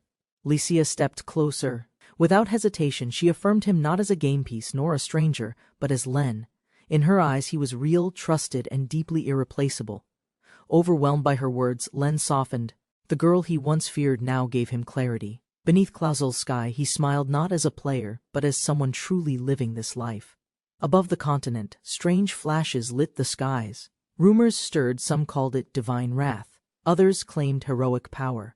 The world began shifting, and whispers reached even the heart of empires. At the Imperial Military Academy, the headmaster read reports with growing intrigue. The light, Klausel, the Saint Nun had clarity. But patterns emerged. The world's balance was tilting in silence. Krona Highland sighed, craving change. The mystery amused her, but she desired more. Behind sharp eyes and a witch's grace, she longed for a challenge worthy of her intellect. Within the capital, a noble's death and an attack on royalty sparked chaos. Rumors blamed divine wrath, but deeper truths stirred, connected to the imperialists, and a man cloaked in vengeance. Marquis Ignart, once noble, sought a cure for his daughter. Denied by the emperor, he watched her fade. Hope vanished, and bitterness grew. The kingdom's secrets were locked behind silent walls. He learned too late the cure existed, hoarded for royalty. His grief hardened into resentment. The Marquis turned ruthless, igniting unrest, but fate had changed. That tragic path would now be avoided. In the garden of Ignart's estate, tea was served. A nobleman spoke softly. The boy named Len Ashton had impressed even those beyond Klausel. Curiosity about him only deepened further. Marquis Ignart listened, unmoved but intrigued. Len's value couldn't be measured with words. His actions had tempered even royal displeasure, proof that his influence, though unintentional, was already reshaping noble politics. Though denied by the emperor, Ignart chose restraint for now. Acceptance eluded him, but he acknowledged the truth. As a daughter called out to her father, his expression briefly softened. Lady Fiona returned home with joy, embraced by those awaiting her. The garden echoed with laughter. Klausel had changed her. The warmth in her smile spoke more than words could. Grateful for her recovery, Fiona requested to visit Klausel, but politics bound her family. The Marquise's obligations delayed her wish. Even heartfelt thanks required patience in a world ruled by factions. Though disappointed, Fiona agreed to wait. A letter would carry her feelings for now. Above the estate, petals drifted like a quiet promise their paths would cross again, someday. Separated by distance, Fiona promised to share her gratitude one day. Len pondered her words, unaware. As futures shifted quietly, one question remained. Would her feelings truly reach him? Late at night in Klausel, Len studied the mysterious blue sphere. It pulsed faintly, draining his energy. Its surface, unbreakable, concealed power tied to dragons, darkness, and ancient pacts. Legends claimed the sphere housed a monster with dominion over darkness. Only massive magic and a dragon's horn could hatch it. Players once believed it was locked behind a paywall. As Len pondered its secrets, Licia arrived quietly. She noticed his fixation. Despite the hour, her presence felt familiar. Known as the Saintess of White, she carried mysteries too. Len explained the orb's survival. Too strong to destroy, it was worth keeping even feared. Licia listened closely, her concerns subtle. The mystery remained, glowing faintly in his careful hands. Licia asked about his plans. Len admitted his body had recovered, and he meant to leave soon. Her expression shifted, uncertainty visible. She hesitated, searching for the right words. With a soft plea, she asked him to stay longer, perhaps even 1,000 times more. Flustered but smiling, Len considered it. Just a little longer couldn't hurt, could it? Len met her gaze and made his choice. He would stay just a little longer. A small smile followed. It was an answer she had hoped but never asked for. Their days became routine. Training, walking, small arguments, shared meals. Klausel began to feel familiar. Len, once cautious and distant, now lived fully content with a life that felt earned. Rumors stirred as holy knights entered Klausel. Len overheard nobles whispering. A famous swordsman had arrived, his skills unmatched. Something was coming. The peace Len enjoyed wouldn't last forever. News spread of the holy sword technique, legendary, widely practiced, rooted in the hero ruin. Len listened, curious. Combat styles shaped power here, and knowledge of them meant strength or survival. Techniques were ranked by skill and style. Lady Licia neared the top. Len considered his memories, game movements, battle patterns. If timing was precise, maybe even a substitute could become real. The strong sword technique was feared, ancient, and locked behind bloodlines. Len recalled how no player could ever learn it. Now in this world, its secrets stood closer than ever. Memories resurfaced. The strong sword technique brought more than pain. It crippled stats, left players helpless. Len shivered at the thought, knowing that in this world defeat could mean much more. At the training grounds, Licia called out. Len had only come to observe, but his presence had drawn attention. Whispers of potential surrounded him, though he never asked for it. A knight approached, curious. Vouched for by Licia and Weiss, Len was invited to spar. Hesitant, he tried to refuse, but the sword was already drawn. A test had begun. Swords clashed beneath Klausel's skies. Onlookers gathered. Len's stance was cautious but steady. Each movement tested him not just physically, but against the doubt that always shadowed borrowed strength. He moved faster, sharper. The crowd whispered. Len wasn't using a trained style. His body mimicked what memory recalled from the game, the rhythm of the holy sword technique, resurfacing instinctively. Eyes narrowed. Len focused. No longer hesitant, he embraced the moment. The duel wasn't just a test, it was proof. Game tactics or not, his blade now carried weight here. Len struck fast, his blade moving with unexpected clarity. The crowd gasped. Steel met steel. Pressure rippled through the air. This wasn't simple mimicry, his form now carried real force. The knight faltered, eyes narrowing. He hadn't expected Len to match pace. Admitting surprise, he adjusted. This duel was no longer casual. Len had forced him to get serious. Even as the knight unleashed a crushing blow, Len responded instinctively, deflecting it. Shock spread, he'd blocked a clean hit. The knight's eyes widened. Impossible, he thought. But Len stood firm. The duel ended. Len introduced himself formally. Calmly, he asked for the knight's name. A strange silence followed, but respect lingered between them, formed through steel, not status. Despite Len's strength, the knight declined him from pursuing the holy sword technique. It wasn't about power, he said, but disposition.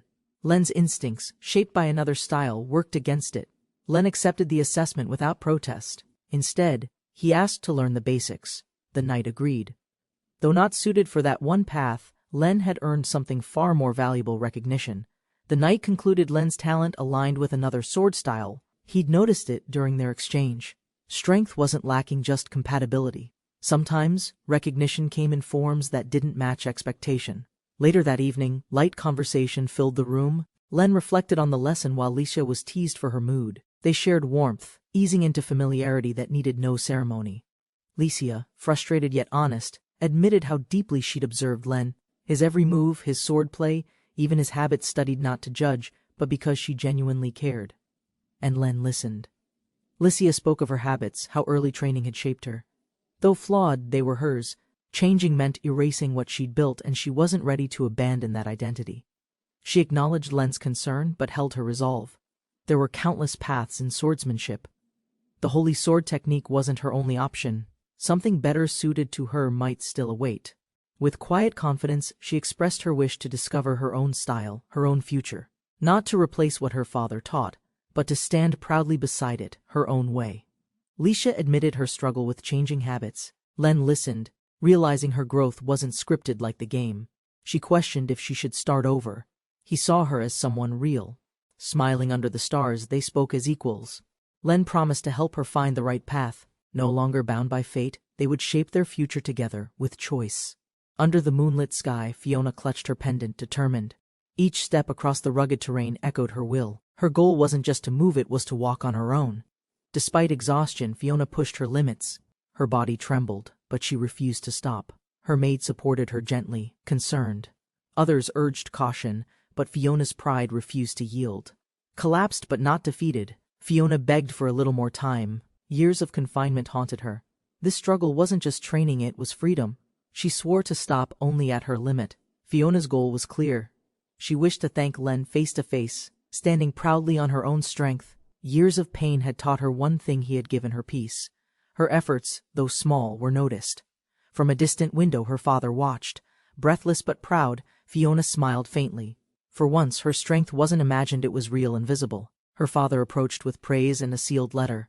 It was from the Imperial Military Academy. Fiona's eyes widened. The moment she'd trained for was now within her reach. Fiona read the letter. She had passed. Her voice trembled with pride. Years of effort were paying off. This step brought her one step closer to meeting Len properly. Everyone acknowledged her resolve. Despite illness and struggle, Fiona had never stopped studying. Even Licia praised her. Joy filled the room, but Fiona's thoughts already looked toward the final exams. Her father reminded her to be careful. Gratitude meant nothing if she collapsed. Fiona protested, flustered but smiling. The moon hung above them, quiet witness to her progress and dreams. In Clausel, Len was asked about his future. The offer to remain as a knight stood open. The path ahead was uncertain, but those around him awaited his decision. Len spoke carefully. He missed his family but feared triggering conflict. Returning might bring danger.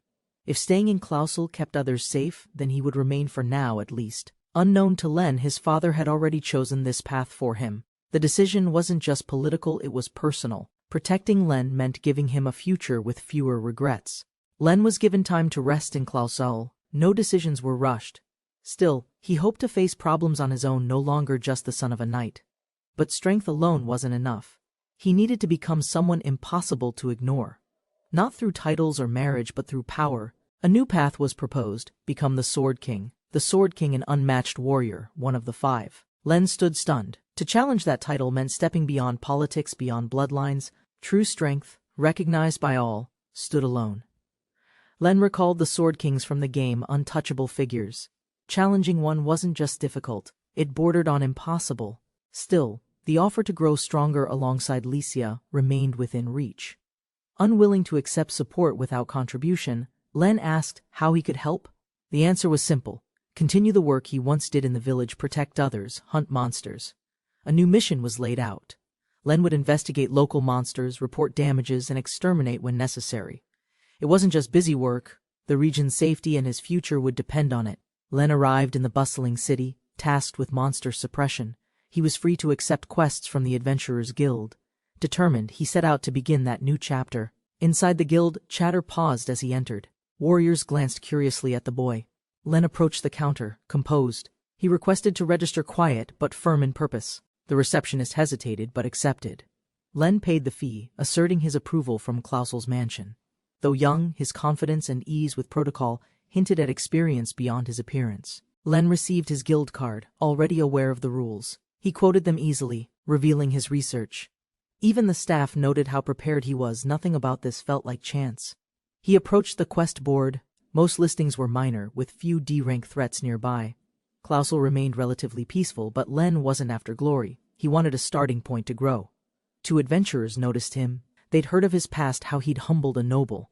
To them, he was no rookie. Len turned, surprised. For some, he was already a hero. The adventurers warned Len to be cautious. The listed monsters might be low-ranked, but their true danger could be hidden. He noted the steel-eating gargoyle, a rare and peculiar threat. Gargoyles that fed on ore were unstable. Len considered the risk carefully. Expensive materials and high skill thresholds made the task tricky. But it might unlock a new demon sword. He reviewed his stats. His demon sword summoning had grown. New swords were now available, each with unique effects. After his battle with Yerquel, his growth had quietly leapt forward again. Len ventured into the field. Rustling alerted him he spotted a creature, Mitsume, F rank. Though small, it was fast. He summoned the demon sword of metal, ready to test it. The creature darted. Len quickly responded, swapping to the demon sword of wood. Vines erupted, trapping the rabbit-like beast. The sword's natural magic activated without delay. Efficiency impressed him. With one enemy restrained, more emerged. Len stood calmly, dual swords ready. He was surrounded but not afraid. This was the start of real combat, where planning, power, and growth met. Len's demon sword of wood had leveled up. The metal sword lagged behind. He noted possible conditions for future growth but left it for later. More pressing challenges awaited him. His return stunned the guild. Massive earthworms, bound in vines, lay at his feet. Hunters watched in awe. Despite being E-rank, few expected a newcomer to subdue two alone. Len calmly explained the monsters were already stripped of magic stones. He requested assessment. Coins clinked. This wasn't just a report, it was proof of capability, and his quiet arrival. Len earned more than expected. Walking through town with a full pouch, he recalled wages and felt the difference. One store caught his eye, a place tied to memories with Licia. A month later, Licia found him packing. Surprised, she questioned his move. Len, calm as ever, explained he didn't want to overstay his welcome at the guest house. He chose to relocate, managing an old building instead. The decision was practical, respectful, but more than that, it marked his quiet independence. He was no longer just a guest. Licia was flustered, thinking Len had returned to his village. He clarified gently it was only a move to the old building. He had meant to tell her later.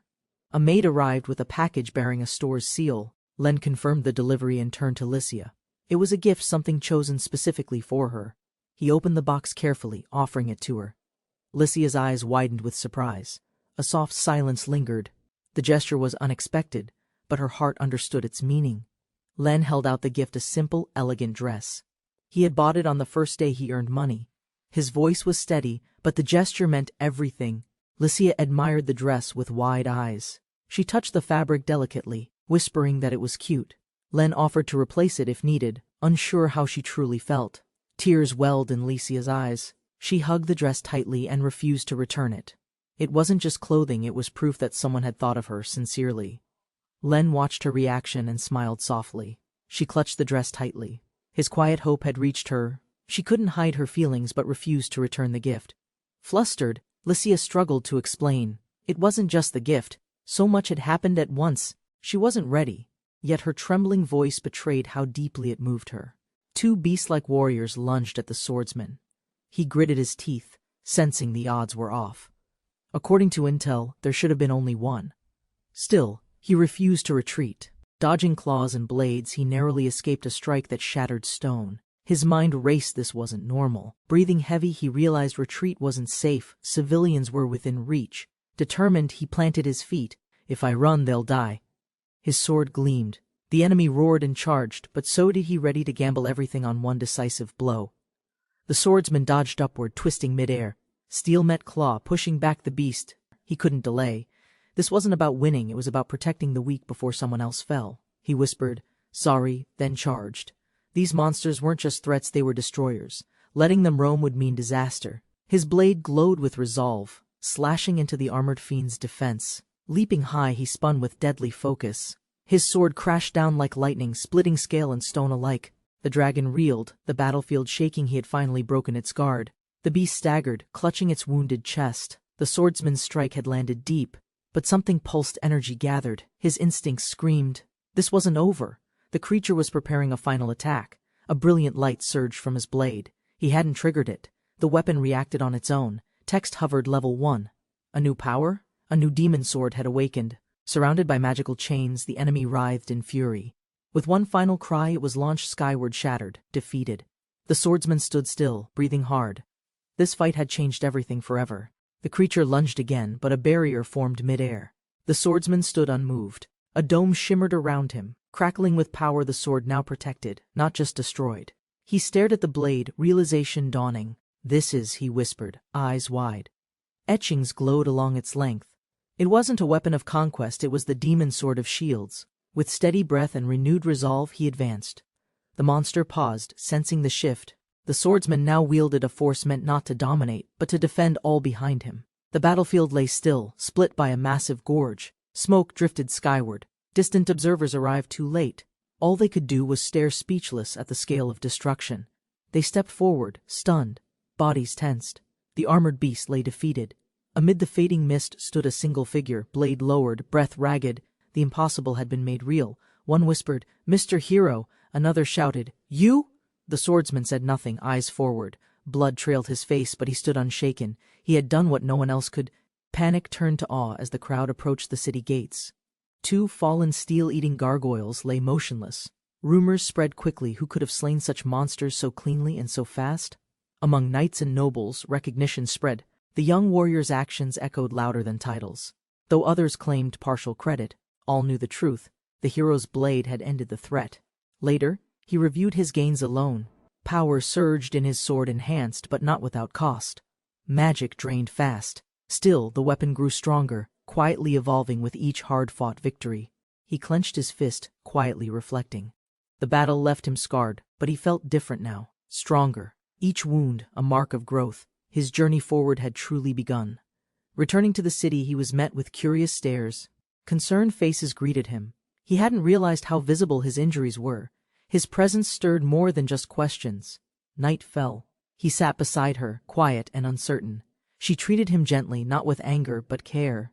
Her calm surprised him more than any blade he'd faced before. She smiled warmly, recognizing his strength. Though he doubted his choices, her calm reassurance eased him. Despite the danger, he'd saved lives, and she reminded him that courage wasn't reckless. He confessed his defiance, expecting reprimand. But her concern softened him. She hadn't been angry, only worried. The bond between them deepened, not through orders, but through quiet understanding. As moonlight poured through the hall, she offered comfort. He accepted without hesitation. No longer just a swordsman, he was someone she trusted, someone she could wait for and protect. She extended her hand, eyes filled with quiet hope. He looked to her, calm and certain. No hesitation, no fear. The answer was simple. Side by side they'd continue. An urgent message arrived from the Boulder Mountains. Strange activity was reported.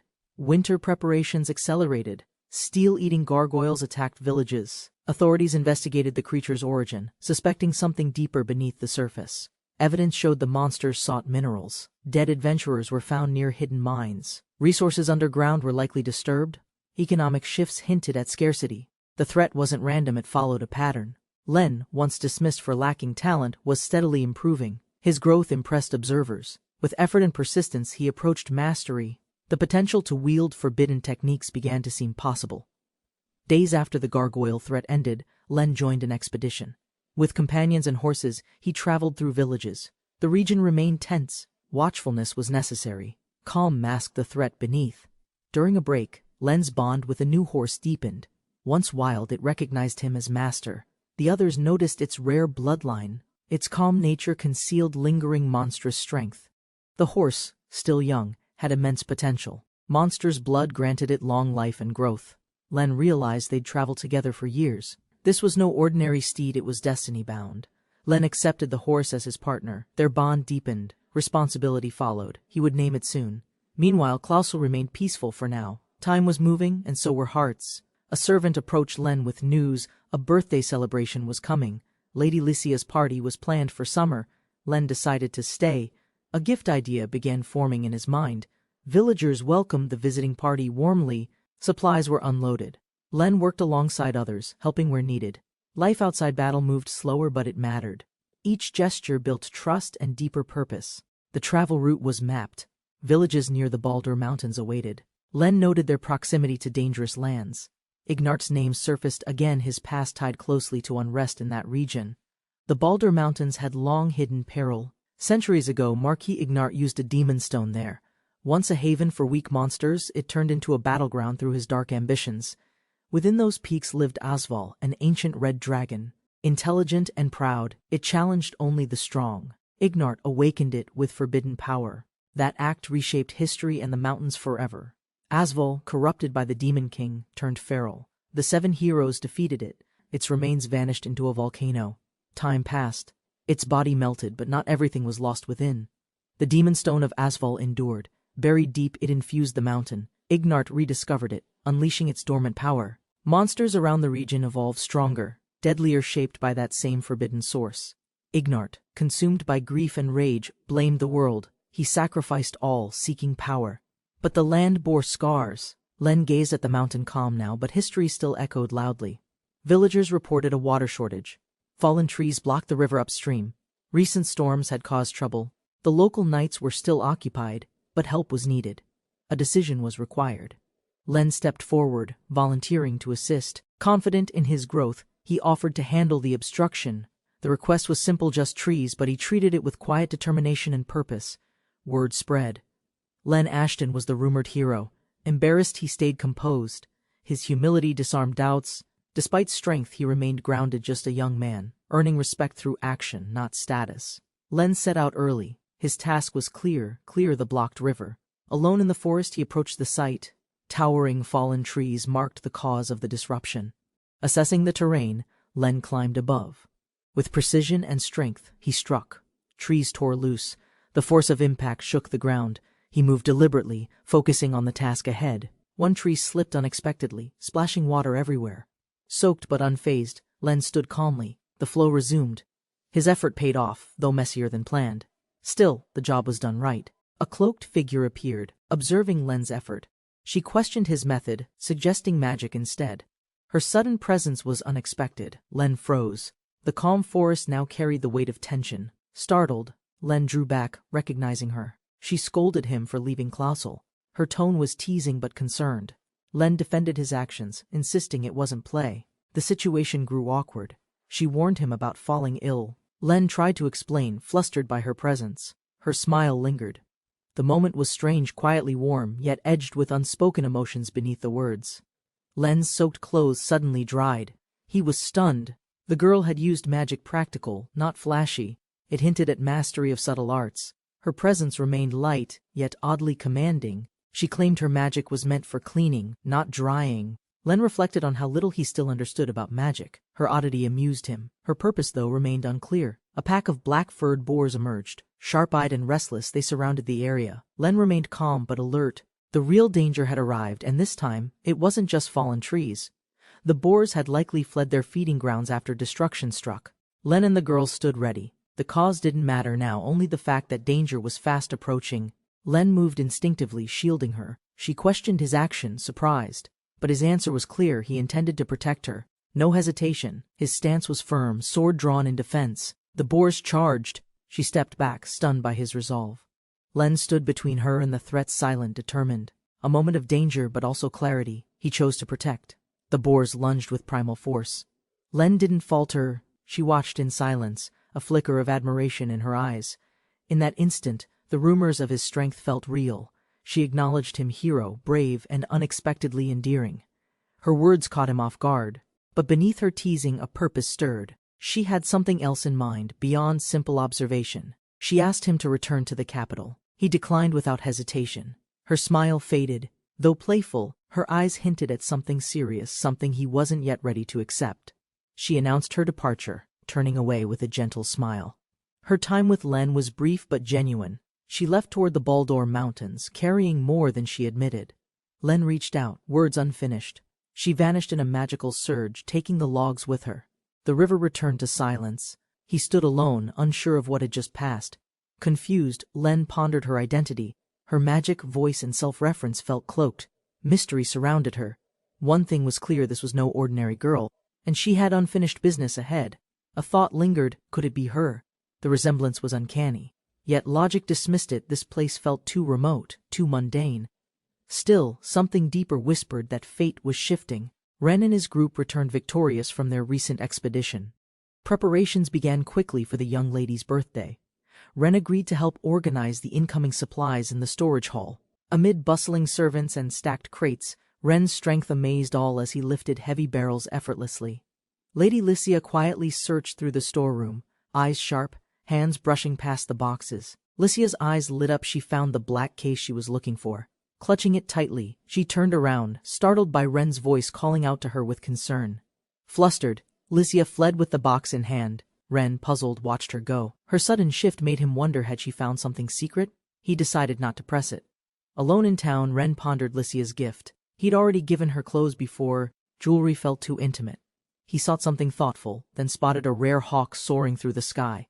A white hawk feather, rare and beautiful. The platinum feather was known for its luster, favored by noble women. Inspired, Ren resolved to find one, though he doubted shops had any. Ren's search caught the attention of a beast-eared man. Sensing his frustration, the stranger offered help. Over drinks, Ren confessed he needed the elusive platinum feather for Lady Licia's gift. The man explained, platinum feathers only grew on white hawks imbued with magic. Once defeated or scared, their feathers turned normal. Only naturally shed feathers held their rare silver luster. Collecting them took years, not weeks. A better chance lay in contacting the capital's traders. But Ren, determined, chose to search for wild hawks himself. Time or not, he'd try. The beastman recalled a hawk migration route near the eastern forest. With urgency in his voice, Ren thanked him. At last, he had a real lead on the feather. Returning to the mansion, Ren found Licia descending the stairs, her steps heavy. She welcomed him back, masking fatigue. Something was wrong. Ren sensed it, but she quickly brushed it off. Licia claimed she'd overused magic. Her cheers seemed forced, her smile too wide. Ren watched, silently concerned. As night fell, he stood in thought, unsure what Licia was hiding. The next morning, Ren trekked deep into the eastern forest, guided by the beastman's directions. He scanned the canopy, hopeful. The hawks should pass through this area by noon. Finding the red-berried tree, Ren prepared. He climbed high, careful and quiet, drawing his blade. Perched above, he chose the perfect spot, hidden from view, yet ideal for spotting feathers. To mask his scent, Ren applied perfume and adjusted nearby branches. The bait-red fruits loved by hawks hung ready. Now, all he needed was stillness and perfect timing to act. Ren decided, no violence. If he could make a hawk faint naturally, he might secure a true platinum feather. Blending the tranquilizer, he waited, tense and focused. A flock of white hawks arrived, majestic and swift. Ren's eyes tracked each one carefully. Among the many, only one bore the faint glow of magic, a true platinum feather-bearer. The hawks descended to the bait. Ren held his breath. He recalled game tactics. Rare mobs were tricky. He had one shot, and even then, he'd still need processing time. Weeks passed. On the day of Licia's birthday party, Ren dressed in formal wear. Reflecting on past efforts, he prepared to present the rare gift he fought to obtain. The grand hall filled with nobles. Ren's composed appearance earned praise, even drawing comparisons to legendary heroes. Amid whispers, a voice announced her entrance, the moment everyone had been awaiting. As the doors opened, all eyes turned. Ren watched closely. A delicate shoe stepped in, followed by a graceful hand. The young lady had finally arrived, elegant, radiant, unforgettable. The hawks gathered at the bait. Ren held his breath, watching their movements. One hawk munched the red fruit, calmly his target. It shimmered faintly with magic energy. Ren whispered to himself. If this failed, he'd need another gift. He waited for the perfect moment, hoping his preparation and timing would spare him the need for force. As the hawk fluttered mid-peck, a silver feather drifted down. Ren's eyes widened. He'd done it. The rare platinum feather was his, a silent prize earned through patience and resolve. Beneath chandelier light, Ren and Licia stepped onto the ballroom floor. Surrounded by nobles, their first dance began. Applause rose around them, but Ren's eyes saw only her. Her gown shimmered with grace, golden hair trailing like silk. In that moment, Licia seemed otherworldly, a saintess among nobles. Her smile held warmth he hadn't seen in a long time. "How is it, Ren?" she asked softly. He answered without hesitation, "It suits you perfectly." Underneath the music and lights, his heart whispered what words still couldn't say. The grand hall shimmered with celebration. Laughter mingled with music, and crystal glasses clinked in unison. Beneath the glow of chandeliers, Ren stood quietly, aware his moment was approaching fast. Tradition dictated the order of gift: servants first, nobles after. As the young lady's closest attendant, Ren realized he would be the one to present his gift before anyone else. Pressure built in Ren's chest. Eyes watched, anticipation rising. Clutching his small box, he steadied his breath. The ballroom faded around him, only the promise he made to her remained clear. The knights presented their gift, a valuable training set from the capital. Cheers followed. Ren stood quietly, the pressure growing. His turn approached, and with it, the weight of anticipation. Just as Ren prepared to step forward, Licia's father advanced instead, offering his gift unexpectedly. Ren froze in place, startled.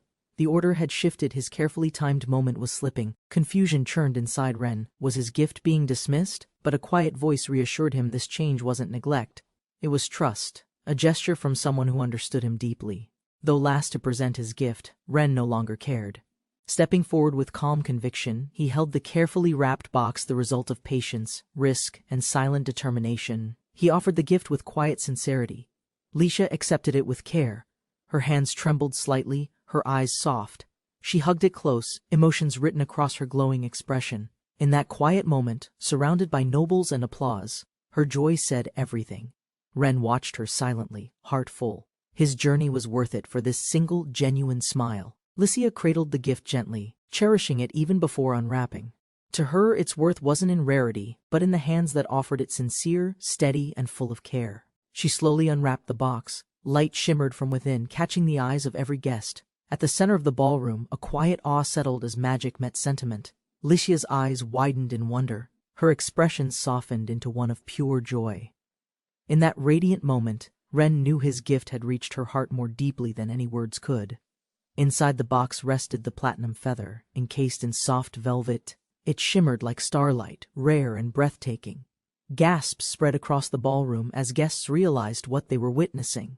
Licia's eyes welled with emotion. Her hands trembled around the precious gift. Whispers swirled around her astonishment, disbelief. But for her, only one feeling filled her heart, overwhelming, glowing joy. Cradling the feather close, she beamed with a smile too radiant to hide. In that moment, surrounded by admiration, she knew this was a memory she'd treasure forever. Ren smiled, seeing her happiness. Though he joked to ease her emotion, the truth behind the gift remained quietly held, its value far beyond what any guest could imagine. The celebration continued with music and a grand feast. Dishes filled the tables, and laughter echoed through the hall. Yet whispers of the platinum feather gift lingered among the guests. While others guessed it was luck, Ren silently recalled the forest, the hawks, the danger. Behind that simple feather lay days of effort, risk, and a heart-led mission. As the evening wore on, Licia gently tugged at Ren's sleeve. With a quiet whisper, she asked for a moment alone, one more memory to end the special day. Under moonlight, the castle gleamed against the sky. On the balcony, Licia stood with the platinum feather in hand, her expression soft, cherishing everything the day had become. She presented her own gift to Ren, carefully chosen, deeply personal. It wasn't just a return gesture, it was gratitude, quiet affection, and the bond formed through sincerity and shared steps. Ren accepted the long case, surprised. Inside lay a short sword, ornate, finely crafted, glowing faintly. It wasn't just a weapon, it was a gift that spoke volumes beyond words. The blade shimmered with soft energy. Not forged from ordinary metal, it pulsed with magical light. Ren recognized its intent. It was meant to replace the sword he'd once lost. Licia had infused it with her own magic. Every rune, every shimmer, was part of her. In that enchanted sword, she entrusted strength, memory, and something deeply personal to Ren. Licia's smile glowed with pride.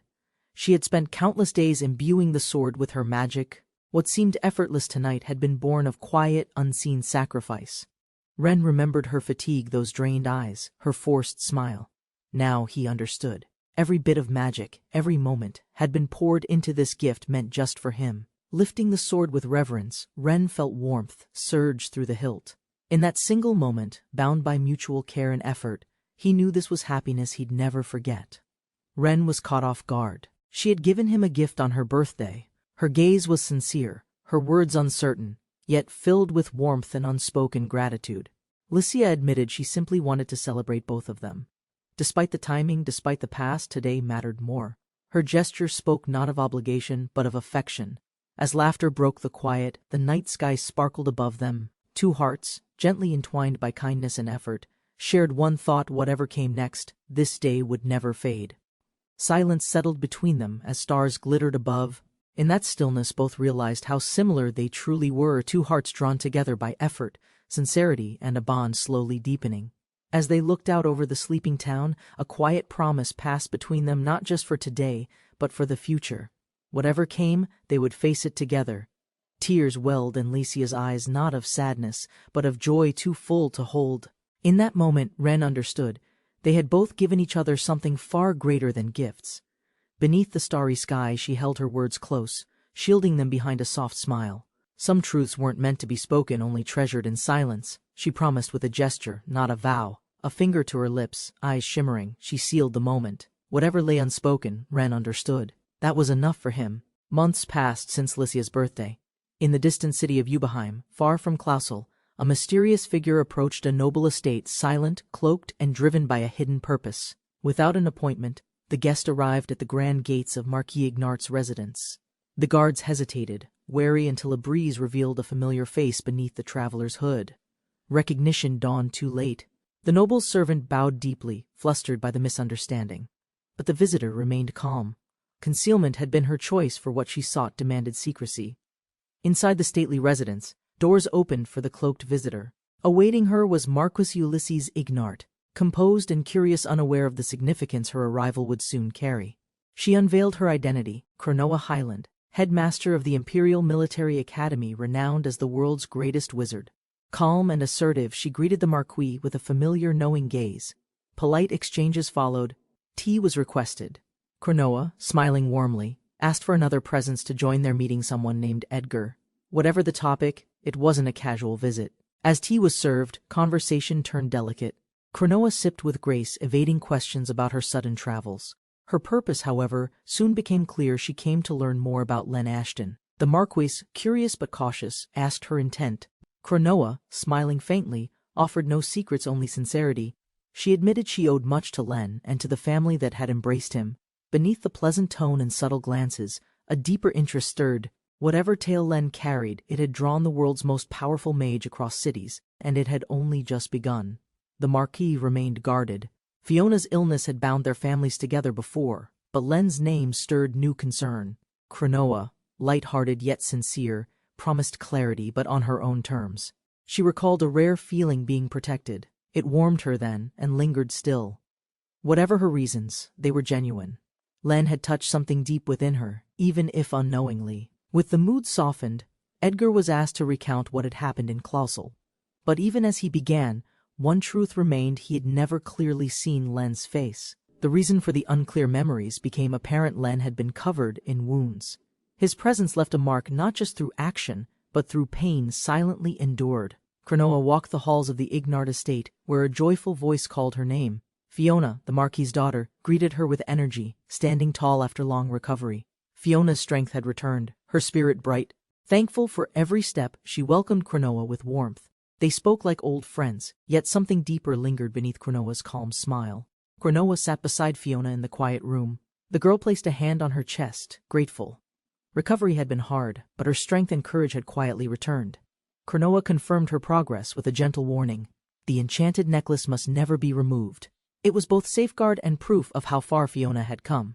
Their conversation turned to the future. Fiona had begun preparing for the academy. Though exams loomed, her uniform had already been tailored, a small sign of the determination she now carried. Cronoa reassured Fiona about early preparation. Despite her doubts, Fiona looked stunning in uniform.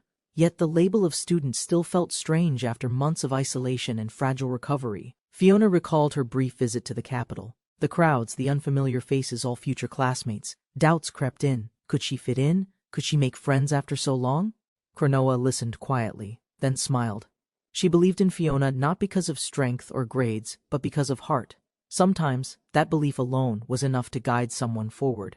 Cronoa guided Fiona to the mirror, encouraging her to envision the life ahead, one filled with friendship, laughter, and freedom. The future wasn't a test, it was a chance.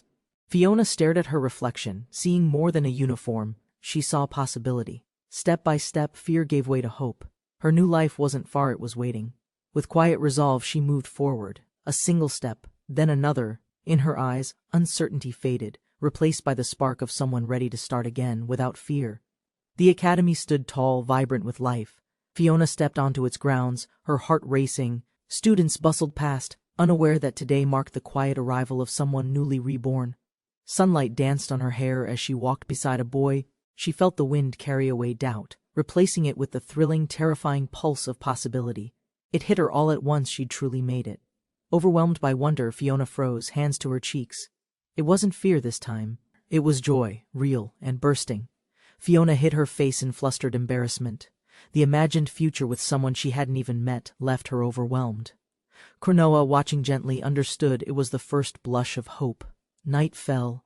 Cronoa prepared to leave, speaking of her recent travels to the Baldur Mountains. Originally considered for exams, the terrain had proven too dangerous for students to endure. Regret lingered in her voice. Had she acted sooner, Fiona might have been spared the secondary tests. But spring came late for the girl who'd only just begun to heal. As they walked beneath the trees, Kuromaku shared more details: failed exam sites, future changes. It wasn't classified anymore. She trusted him, and time was short before she'd depart again. Her next journey was grand: an entire year at the Holy Land, overseeing reconstruction of the Silver Saint Palace. While she left, the school's fate would lie with its board. The Marquis encouraged her to embrace the adventure. She smiled, but urgency tugged at her again. A magic ship awaited, and with it, the next chapter of her path. Kuromaku bid farewell, her heart lighter than when she arrived. She left with hope not only for Fiona's future, but for what waited at the end of her own journey. The Marquis and his staff watched her go, their words warm with gratitude. Promises were made. When she returned, Liamel would welcome her again as both guest and guardian. Snow dusted the rooftops of Clausel as morning broke. Ren entered the hall with a letter in hand, an unexpected summons that would soon send him beyond the city's walls. He was tasked with escorting merchants, but not alone. The assignment came through Lady Lycia's household, and Ren's name had reached ears beyond the noble manor long ago. Two men approached, one fox-eared and calm, the other friendly and sharp-eyed. They were the warriors assigned alongside him. Kai, the leader; Midas, his reliable partner. Ren greeted them with resolve. Around the table the plan unfolded. A noble-backed trading company had sent a messenger, and Ren's task was clear: escort them safely through contested territory and government-sanctioned lands. Kai explained the route. It spanned mountain ranges, political borders, and unknown risks. Though the job spanned a month, Ren's role could shift everything, especially once they entered the Baldur range. The journey would be long. Monsters, narrow trails, and hidden dangers awaited. That's why Kai sought Ren's strength not as a formality, but as a vital pillar for the mission's success. Ren considered the risk. The Baldur Mountains hid more than cliffs. They held secrets, dangers, and ancient maps. Even steel-eating gargoyles were rumored to dwell deep within the winding trails. The season brought snow. The pass would be treacherous. Yet the merchants were desperate. Missing this delivery would set them back years. The reward? Double the usual, and a blacksmith's craft. Midas asked plainly. Was Ren still hesitant? The question lingered. Everyone knew the risk, but what Ren sought was never safety. His answer would depend not on fear, but resolve. Ren declined the mission. A month away wasn't possible, not now. He bowed in apology, his mind already tethered to other obligations. The room stilled, but no one blamed him. Kai nodded, unsurprised. They had hoped for Ren and Midas both, but separation wasn't unusual. With time to prepare, Kai resolved to find someone else before the journey began. Despite the outcome, the mood softened. Over shared drinks juice for Ren, the group eased back into smiles. Outside, the snow quietly blanketed the distant Baldur peaks as fate prepared its own path. Elsewhere, a magic ship stood ready, docked far from the capital. Snow dusted the land as hopeful students gathered, preparing for the Imperial Academy's special class final examination. Fiona stood among them, quiet, resolved, her eyes reflected determination. This was the path she chose. Around her, others chatted nervously, but she faced forward toward what lay ahead. Inside the ship, systems were checked and orders confirmed. The destination was locked. The officer gave the command. With a hum of mana and steel, the vessel began to rise. Uncertainty rippled through the ship. The destination was bold extreme for winter, yet confirmations had come from the highest levels. It would be the fairest way to test all candidates equally. Orders were given. They would proceed. Nobles and commoners side by side would face the same harsh trial. The ship turned skyward, its passengers unaware of what awaited below. Fiona sat quietly, gazing through the window. Snow flurried beyond the glass, but her thoughts were still. Whatever the exam held, she was no longer the girl who hesitated. The ship soared across the clouds. Below, a vast mountain range loomed. Its name echoed through the vessel like a promise and a threat: destination. The frozen, deadly Baldur Mountains. Snowy peaks tore into the sky like jagged teeth. The Academy's test would unfold here, in the wild unknown. Those who survived would be forged by more than mere grades. The wind howled. The ship began descent. In the shadow of ancient stone, young hearts would be tested not just for strength, but for will, courage, and the power to rise. Lycia watched with admiration. Ren, tireless as ever, trained under harsh winter skies. He balanced sword drills with village duties, all while studying with unwavering focus beside her at every opportunity. From preparing meals to delivering supplies, Ren's presence supported many.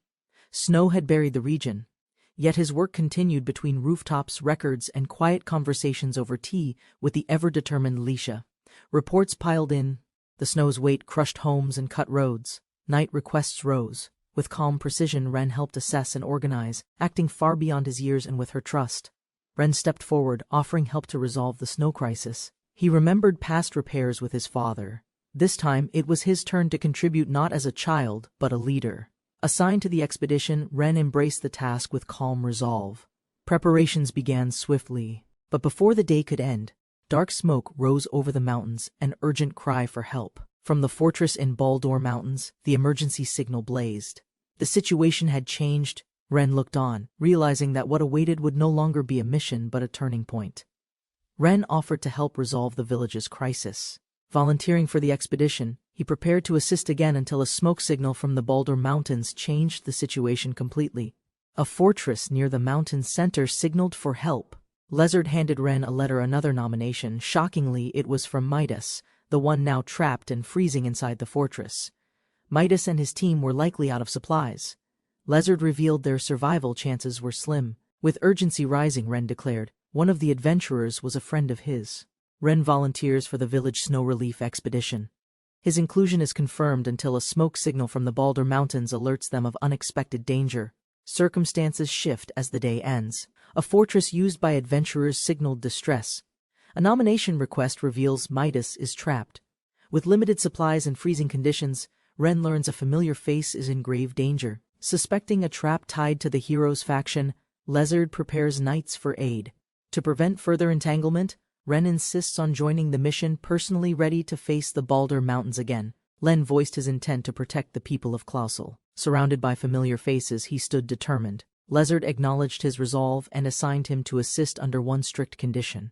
Lezard clarified the limits. Len could travel to the fortress, but not accept the official request. His only duty was escort and rescue. The harsh winter made extended travel too risky. Understanding the danger, Len accepted calmly. With a grateful smile, he thanked Lezard for the concern. His resolve did not waver. He was ready to face the mission ahead.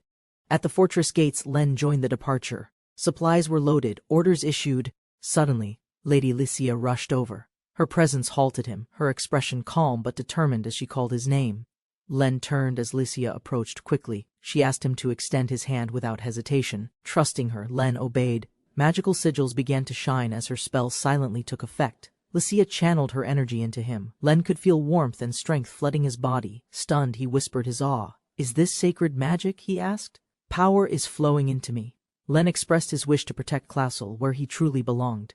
Lezard accepted his resolve but restricted him to support only until the mountain crossing. Warning of the severe winter. Arriving at the fortress, Len prepared to join the mission. Before departure, Licia rushed to him, performed a sacred spell, and transferred power into Len's hand for the journey.